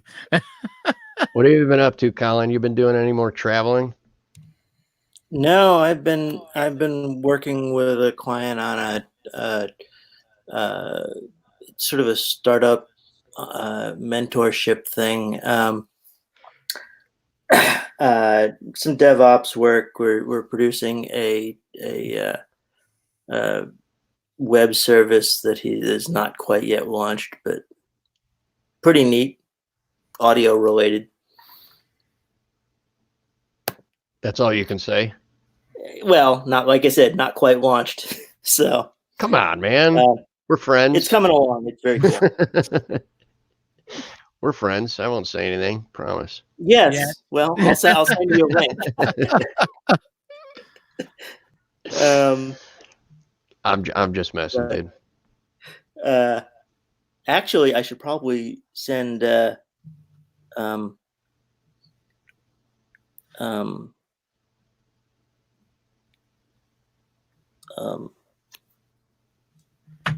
Ricky a link and see what he thinks of it. Oh, so is it like music entertainment? Yeah, related? it's like a Gotcha. music Okay. instruction kind of tool. Gotcha. I'm not sure if he's still in the chat or not. My left. I don't know. I have his contact information somewhere. Ah, He's on the But- tweeters. Anyway. All right. well, guys, Vinyl it is siding, almost cable. 1 o'clock.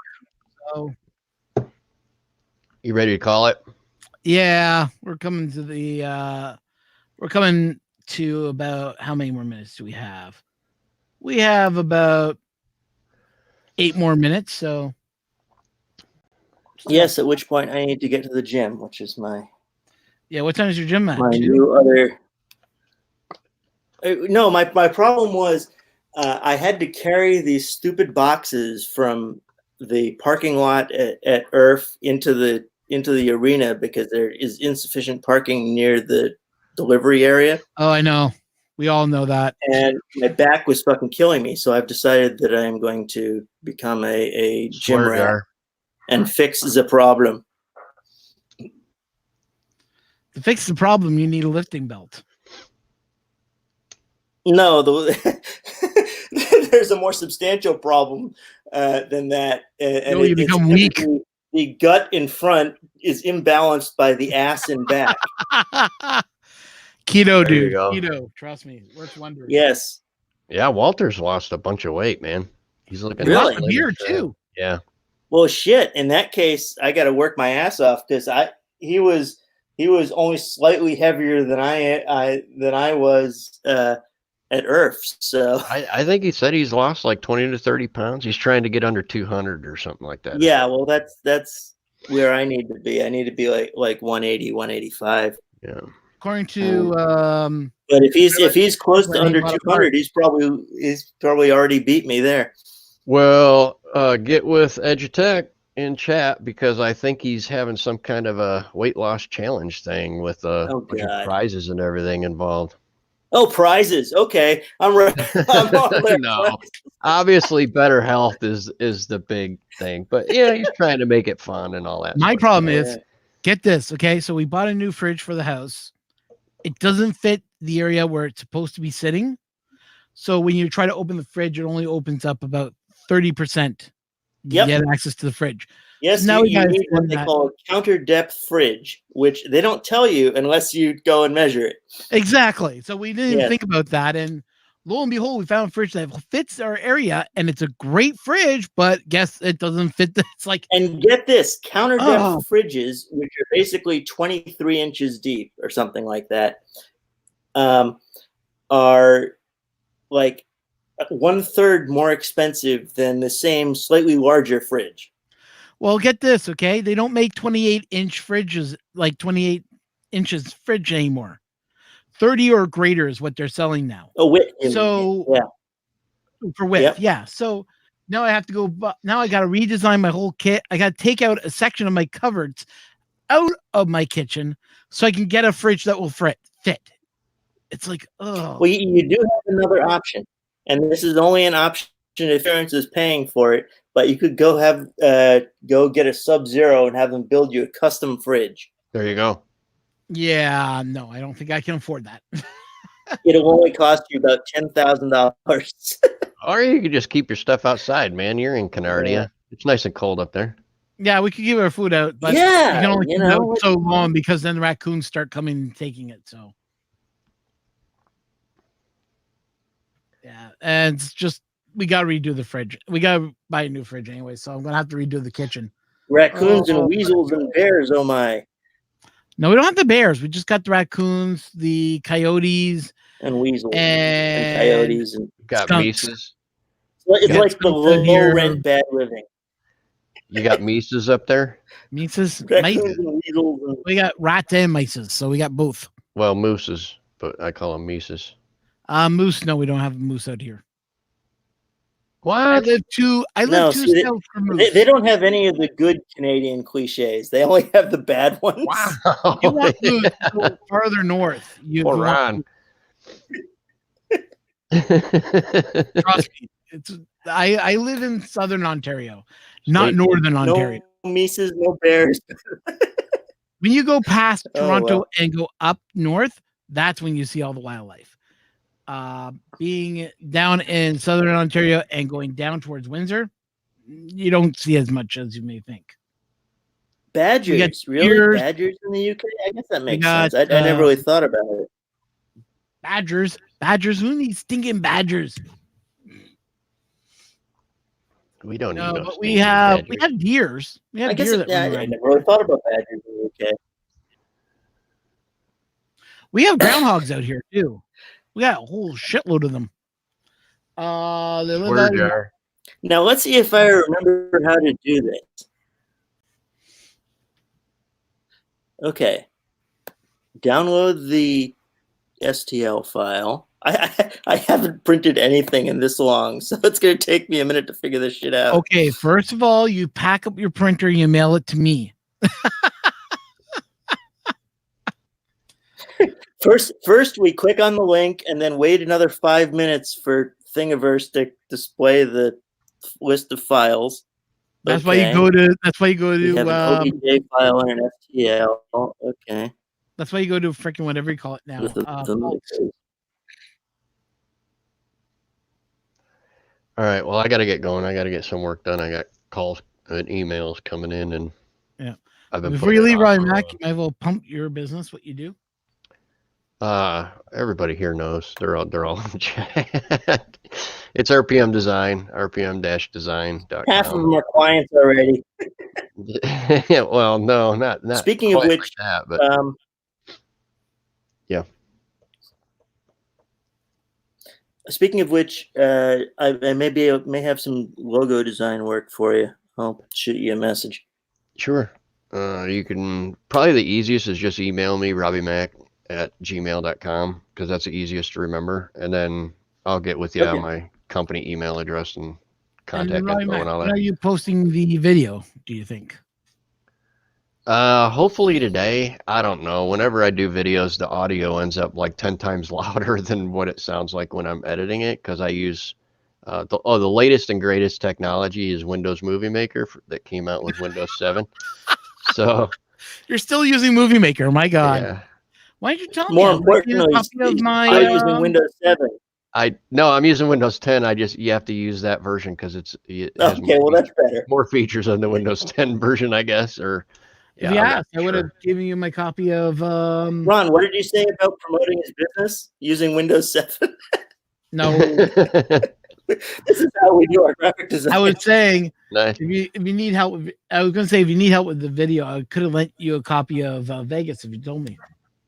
No, I'm good. I don't make videos, man. So if I get like a real tool, I might end up trying to make videos, and I've got better things to do with my time than that. So Okay. All right, have a good one, Ashley. sometime today, and it's most of you guys aren't going to be interested, but anybody who's interested in resin processing, post processing, cleanup, all that, what's involved, and you can check What it out. happened to the other promotional technique? Everyone wants to see it, and the only way you can see it is watch the video, because I'm not going to tell you shit about it.